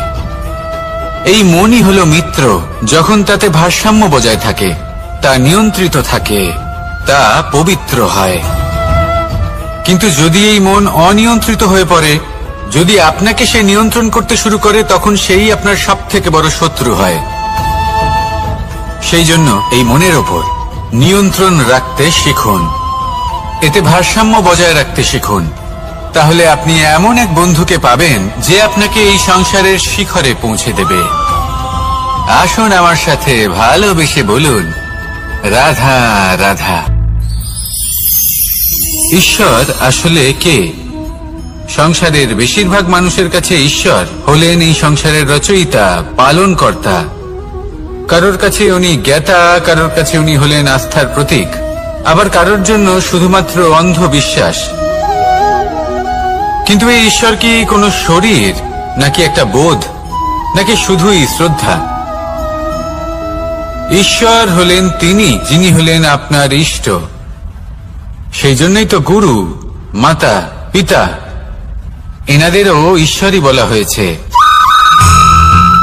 যাদেরকে আমরা ঈশ্বর বলে মনে করি, যারা আমাদের ইষ্ট, তারা আমাদের একটি পথ দেখান, একটি দিকে চালিত করেন। সেই পথে চলে আপনি শুভ কর্ম করতে পারেন। আর যখন কোনো ব্যক্তি তার ঈশ্বরের আদেশ পালন করেন, তখন সে নিজে থেকেই শুভ পথে অগ্রসর হয়ে যান। বেশ কয়েকজন মানুষ ঈশ্বরের ওপর আস্থা রাখেন এবং ভাবেন যে অনুচিত কোনো কাজ করা উচিত নয়, ঈশ্বর দেখছেন। ওনারা ভয় পান যে কোনো অনুচিত কর্ম করলে কে জানে তার পরিণাম কি হবে। এমন অনেক ব্যক্তি রয়েছেন যারা ঈশ্বরকে বিশ্বাস করেন এবং জানেন যে ঈশ্বর তাদেরকে দেখছেন। তাই যে যে শুভ কর্ম ওনারা করেছেন তার ফল তারা অবশ্যই পাবেন। এবার আপনি ভয় পেয়ে ঈশ্বরকে বিশ্বাস করবেন নাকি বিশ্বাসের দ্বারা ঈশ্বরকে বিশ্বাস করবেন, সেই সিদ্ধান্ত আপনারই।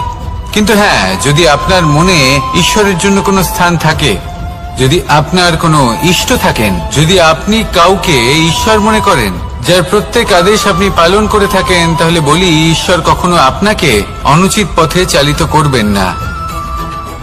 আসুন আমার সাথে ভালোবেসে বলুন, রাধা রাধা। এই সংসারে ভিন্ন ভিন্ন ধরনের গাছ আছে, অসংখ্য ধরনের প্রজাতি আছে। কিছু গাছ পাতা দিয়ে থাকে, কিছু ফুল, কিছু ফল, কেউ ছায়া প্রদান করে, কেউ শীতলতা প্রদান করে। কেউ নিজেকে খুব কষ্ট দিয়ে এই সংসারের বিকাশে সহায়ক হয়ে ওঠে, কিন্তু এই সবার মধ্যে একটা বিষয় কিন্তু সমান। এরা প্রত্যেকেই পাতা ছাড়া, ফুল ছাড়া, ফল ছাড়া জীবিত থাকতেই পারে, কিন্তু কোনো বৃক্ষই শিকড় ছাড়া বেঁচে থাকতেই পারে না। এটাই হলো রাধার। ঠিক সেইভাবেই আমাদের জীবনে শক্তি হোক, ধন হোক বা সাফল্য হোক, আমাদের বা আমাদের পরিবারের প্রসন্নতাই হোক, এই সবকিছুর আধার হলো, সবকিছুর মূল হলো পরিশ্রম। তাই জীবনে চিরকাল পরিশ্রম করতে থাকুন। যদি আপনি জীবনে কর্ম এবং ফল, মানুষের স্বভাব হলো এটাই যে তিনি নিজের প্রত্যেক পরিশ্রমের প্রতিফল প্রার্থনা করেন। বেশিরভাগ সময় এই ফলাফলের চিন্তা করতে করতে, কল্পনা করতে করতে উনি কর্ম করতে থাকেন যে আমি এই কাজটা করলে এই ফল পাবো। সেই সব কল্পনা করতে থাকেন যা না তার হাতে আছে, না আছে অধিকার আর না আছে নিয়ন্ত্রণ। উনি শুধু নিজের কর্ম করতে পারেন। উনি কি ফল পাবেন তা তার হাতে কখনোই নেই। তাই আপনিও শুধুমাত্র কর্ম করতে থাকুন, ফলের চিন্তা করবেন না। মনে রাখবেন, শিকড় এবং শাখা যেভাবে একে অপরের সাথে জড়িয়ে, সেইভাবেই একে অপরের সাথে জড়িয়ে কর্ম এবং ফল।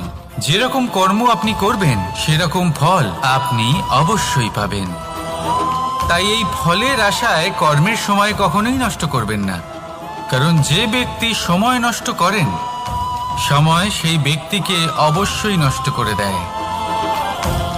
কর্ম করুন নিঃস্বার্থভাবে, ফলের চিন্তা করবেন না, আর আমার সাথে ভালোবেসে বলুন রাধা রাধা। কর্ম এবং ফল, দেখতে গেলে এই সমস্ত ব্রহ্মাণ্ড এই দুইয়ের মাঝেই স্থির হয়ে আছে। মানুষজন কর্ম করেন ভালো ফল লাভের আশায়, আর ভালো ফল লাভের আশায় উনি এটাই ভুলে যান যে উনি যে কর্ম করছেন তা কি করছেন। আমি বলেছিলাম কর্ম করুন ফলের চিন্তা না করে, কিন্তু কি কর্ম করছেন সেই বিষয়ে ভাবাটাও অত্যন্ত আবশ্যক।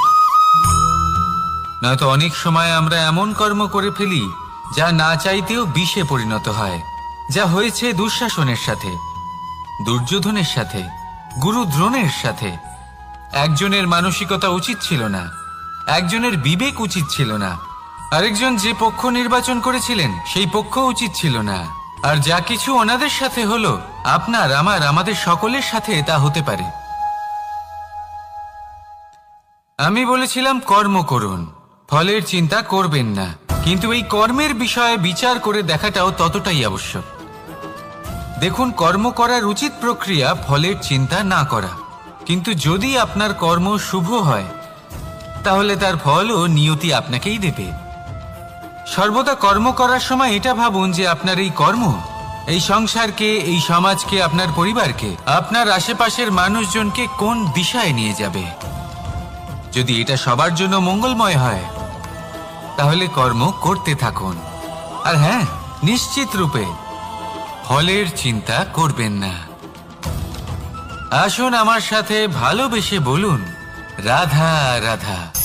বটবৃক্ষের বীজ সর্ষের দানার থেকেও ছোট হয়, কিন্তু যখন তা নিজের রূপ ধারণ করে তখন তা বিশাল বৃক্ষের আকার ধারণ করে, যা সহস্র বছর ধরে বেঁচে থাকে, ছায়া প্রদান করে, পাখিদের আশ্রয় প্রদান করে, আর দেয় পথচারীদের বিশ্রাম করার স্থান। কেন? কারণ সেই ছোট বীজ তা মাটির ভেতরে গিয়ে নিজের খোলস ত্যাগ করে। অন্ধকারে থাকে সে, যতই আলো আসুক না কেন, যতই বর্ষা আসুক না কেন, সব সহ্য করে। আর তারপরে একটা চারা গাছ অঙ্কুরিত হয়, তারপর ধীর গতিতে একটা বিশাল বৃক্ষতে পরিণত হয়। দেখুন, জীবনে কঠিন সময় আসে, এই জন্য নয় যে আপনি হার মেনে নেবেন, এই জন্য আসে যাতে আপনি ভবিষ্যৎ নির্মাণের জন্য নিজেকে তৈরি করতে পারেন। যদি কঠিন সময়ে আপনি ওই বীজের মতো দৃঢ় হয়ে থাকতে পারেন, তাহলে আপনিও একদিন সেই বিশাল বৃক্ষের মতো নিজের অস্তিত্ব গড়ে তুলতে পারবেন, যা সহস্র বছর পর্যন্ত মনে রাখা হবে। আসুন আমার সাথে ভালোবেসে বলুন রাধা রাধা। এই ব্রহ্মাণ্ড, এই ব্রহ্মাণ্ড কত বৃহৎ, তাই না? যার সম্মুখে এই পৃথিবীকেও একটা বিন্দুর মতো মনে হয়। আর এই পৃথিবীতে আমরা কে হই, আমাদের আকার কিরকম, আমাদের অস্তিত্বই বা কি? যখন আমরা এভাবে ভাবি তখন মনে হয় আমরা কিছুই নই। তা আমরা যখন কিছুই নই, তাহলে আমরা এত চিন্তা করি কেন? কি ভেবে ভয় পাই? কাকেই বা এত ভয় পাই? কে আমাদের মারতে পারে আর কেই বা আমাদের জন্ম দেবে? আত্মার আসলে না কখনো জন্ম হয় আর না কখনো মৃত্যু। আত্মা শুধুই শরীর বদল করে। আপনি, আমি, আমরা সকলে এই শরীর নয়, আমরা হলাম আত্মা, যা হলো পরম আত্মার পরম অঙ্গ। সেই জন্য মনে রাখবেন, বাইরের কোথাও দেখবেন না, নিজের অন্তরের গভীরে গিয়ে দেখুন, আত্মাকে উপলব্ধি করতে শিখুন। ক্লেশ, ভয়, চিন্তা, এই সব কিছুর থেকে নিজেকে দূরে রাখুন, তাহলেই উপলব্ধি করতে পারবেন পরমাত্মা কে। তাহলে আসুন আমার সাথে ভালোবেসে বলুন, রাধা রাধা। পরিবর্তন এই সংসারের শাশ্বত নিয়ম। কোনো রাজা নেই যিনি চিরকাল রাজা থাকেন, কোনো ধনী ব্যক্তি নেই যিনি চিরকাল ধনী থাকবেন। এই সংসারে সূর্যের স্থান নেওয়ার জন্য চন্দ্রিমার আগমন ঘটে। কোন স্থান যাকে পতিত বলা হয়েছিল সেখানে মহল তৈরি হয়েছে। কোন স্থান যাকে আজ মলিন বলা হয়েছে কাল সেখানে মন্দিরও স্থাপন হতে পারে। কোনো ঋতু চিরকালের জন্য থাকে না, কখনো সময় চিরকাল একরকম থাকে না। আজ যে আপনার কাছে রয়েছে কাল অন্য কারোর ছিল, আজ যে আপনার কাছে রয়েছে কাল তা অন্য কারোর কাছে চলে যাবে। আপনার সাথে কিছু থাকলে তা হলো আপনার কর্ম, কিন্তু সেই কর্মের পরিণামও আপনার নয়। আপনি শুধু কর্ম করুন, বাকি সবকিছুই পরিবর্তনশীল। কিন্তু সেই পরিবর্তনকে দেখে ভয় পাওয়ার প্রয়োজন নেই, তাকে স্বাগত জানান। যদি আপনি হাসি মুখে সেই পরিবর্তনকে স্বাগত জানান, তাহলে এই পরিবর্তনও হাসি মুখে আপনার সাথে থাকবে। আসুন আমার সাথে ভালোবেসে বলুন, রাধা রাধা। সঞ্চয়। মানুষের যখন থেকে বোধ বুদ্ধি হয় সঞ্চয় করতে আরম্ভ করে দেন। সঞ্চয় করতে থাকেন ভোজনের, সঞ্চয় অর্থের, সঞ্চয় শক্তির। নিজের জন্য করেন, নিজের পরিবারের জন্য করেন, নিজের স্ত্রীর জন্য করেন, সন্তানের জন্য করেন, সন্তানের সন্তানের জন্যও সঞ্চয় করেন। সঞ্চয় করার জন্য ওনার কাছে অনেক কারণ রয়েছে, কারণ উনি এটা ভাবেন যে এই সঞ্চিত শক্তির জন্য কেউ ওনার কোনো ক্ষতি করতে পারবে না। মানুষ ভুলে যান একটা গুরুত্বপূর্ণ কথা, এই সত্য, উনি এই সংসারে খালি হাতেই এসেছিলেন আর এখান থেকে ওনাকে খালি হাতেই যেতে হবে। যা এখানকার তা এখানেই থেকে যাবে। আর যদি কিছু ওনার সাথে যায় তা হলো ওনার কর্ম, আর কিচ্ছু নয়। তাই যদি কিছু অর্জন করতে চান তাহলে শুভ কর্ম অর্জন করুন, আত্মশক্তি অর্জন করুন, কারণ পরলোকে এটাই হবে আপনার সম্পত্তি। তাহলে কি এটা আপনি অর্জন করতে চান না? আসুন আর আমার সাথে ভালোবেসে বলুন, রাধা রাধা। সদিচ্ছা। দেখতে গেলে 3 অক্ষরে তৈরি এই শব্দ, কিন্তু সমস্ত ত্রিলোক তার উপরেই আধারিত। আপনি এই সংসারে এসেছেন, তখন অবশ্যই শ্বাস নেবেন, কিন্তু তার বদলে আপনাকে কিছু তো দিতেই হবে। আপনার উপর নির্ভর করছে আপনি কি দেবেন। কি দেবেন এই সংসারকে, এই সমাজকে, নিজের পরিবারকে, আর তার বদলে কি নেবেন? যশ নাকি অপযশ? দেখুন, এক ছিল রাবণ, যে কিনা সমুদ্র পার করল সীতাকে অপহরণ করার জন্য, আর এক ছিলেন রামচন্দ্র, যিনি সমুদ্র পার করেছিলেন, সেতু বানিয়ে গিয়েছিলেন সীতাকে ফিরিয়ে নিয়ে আসার জন্য। দুজনেই সমুদ্র পার করেছিলেন, শুধু পার্থক্য ছিল সদিচ্ছাকে বোঝার, লক্ষ্যের। অনেক মানুষের যাত্রা একরকম হতেই পারে, কিন্তু আনন্দ তখনই লাভ করবেন যখন লক্ষ্য শুভ হবে, মহান হবে। এই লক্ষ্য দিয়ে এই সংসারের কল্যাণ হবে এবং মানুষের সম্মান হবে। যদি আপনার সংকল্প উচিত হয় তাহলে আপনার লক্ষ্য উচিতই হবে, নয়তো শুধুমাত্র বিনাশ হবে। আর উচিত এটাই হবে যে বিনাশের হাত থেকে যেন নিজেকে বাঁচানো যায়। কি বলেন? তাই জীবনে যে লক্ষ্য স্থির করছেন মনে রাখবেন তা যেন শুভ লক্ষ্য হয়। যদি এরকম হয় তাহলে আপনার যাত্রা, আপনার জীবন দুটোই শুভময় হবে। আসুন আর আমার সাথে ভালোবেসে বলুন, রাধা রাধা। সুরক্ষা। এই সুরক্ষা আসলে কি? এটা কি কোনো কবচ নাকি কোনো সীমা? এই সুরক্ষা আসলে অন্য কিছু। আমাদের মাতা পিতা, আমাদের প্রিয়জন, আমাদের বন্ধু, এই সমাজ, আমাদের শুভাকাঙ্ক্ষী, আমাদের আত্মীয়, এনারা সবাই আমাদের জীবনে কোনো না কোনো ভাবে সুরক্ষা দিয়ে থাকেন, একটা কবচ দিয়ে থাকেন কোনো না কোনো রূপে। কিন্তু দেখতে গেলে আমাদের পরাক্রমের পথে, আমাদের বীরত্বের পথে, আমাদের সাহসের পথে এই সুরক্ষাই সব থেকে বড় বাধা হয়ে দাঁড়ায়। একবার ভেবে দেখুন, যদি আপনি কোনো সুরক্ষাই না পান বা যদি আপনি এই সুরক্ষা ভেঙে বাইরে আসতে পারেন, তাহলে আপনার বীরত্ব চরম সীমায় পৌঁছে যায়। কেন? কারণ তখন আপনি জানেন যে এই সংসারের সম্মুখীন আমাদের নিজেদেরই হতে হবে। আপনি বুঝে যান যে শত্রুর সম্মুখীন এবার নিজের বলের দ্বারা, নিজের পরাক্রমের দ্বারা, নিজের সাহসের দ্বারা করতে হবে। আর তখন আমাদের মনের মধ্যে এই শক্তি জাগ্রত হয়। এই শক্তি অন্তরেই বসবাস করে। শুধু এটা চিনে নিতে হবে, একে জাগ্রত করতে হবে। আর এটা সুরক্ষা ভেঙে যাওয়ার পরেই সম্ভব হয়। আর যারা নিজের শক্তি সম্পর্কে জানেন,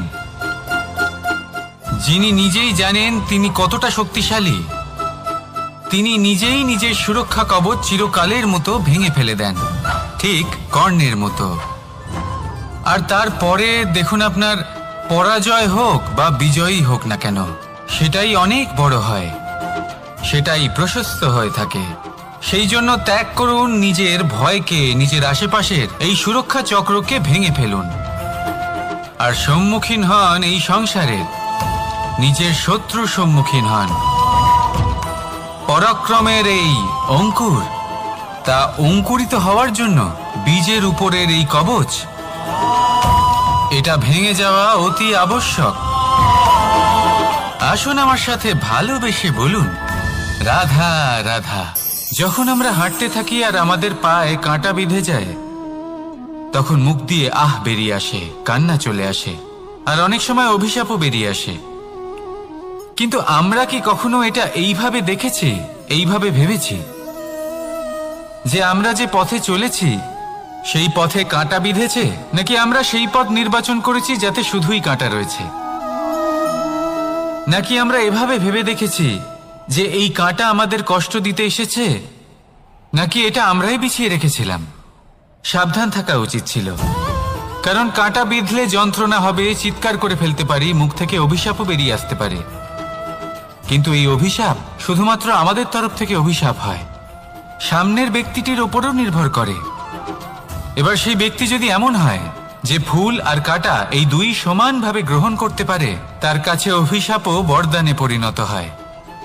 শেষ পর্যন্ত ব্যাপারটা দাঁড়ায় ভাবনা, চিন্তা, দৃষ্টিভঙ্গির ওপর। কারণ আপনার এই ভাবনাই সত্যি হয়ে সামনে আসে। সেই জন্য এই ভাবনা, চিন্তা, মানসিকতাকে গুরুত্ব সহকারে দেখবেন। এই বিবেচনা নিয়ে বিবেচনা করতে শিখুন। আমার কথার অর্থ হলো যে জীবনে যখন এরকম কিছু একটা ঘটবে, তখন ভেবে দেখুন যে এরকম কেন হলো। আপনি কি এমন কোনো কর্ম করেছিলেন যার কর্মফল এটা?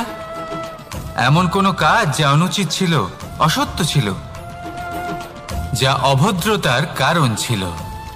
ভেবে দেখা প্রয়োজন। দেখুন, ইচ্ছে হলো আপনার যে আপনি কি করতে চান, ভাবনা আপনার, সত্য আপনার, জীবন আপনার, সিদ্ধান্ত আপনার। আসুন আর আমার সাথে ভালোবেসে বলুন, রাধা রাধা।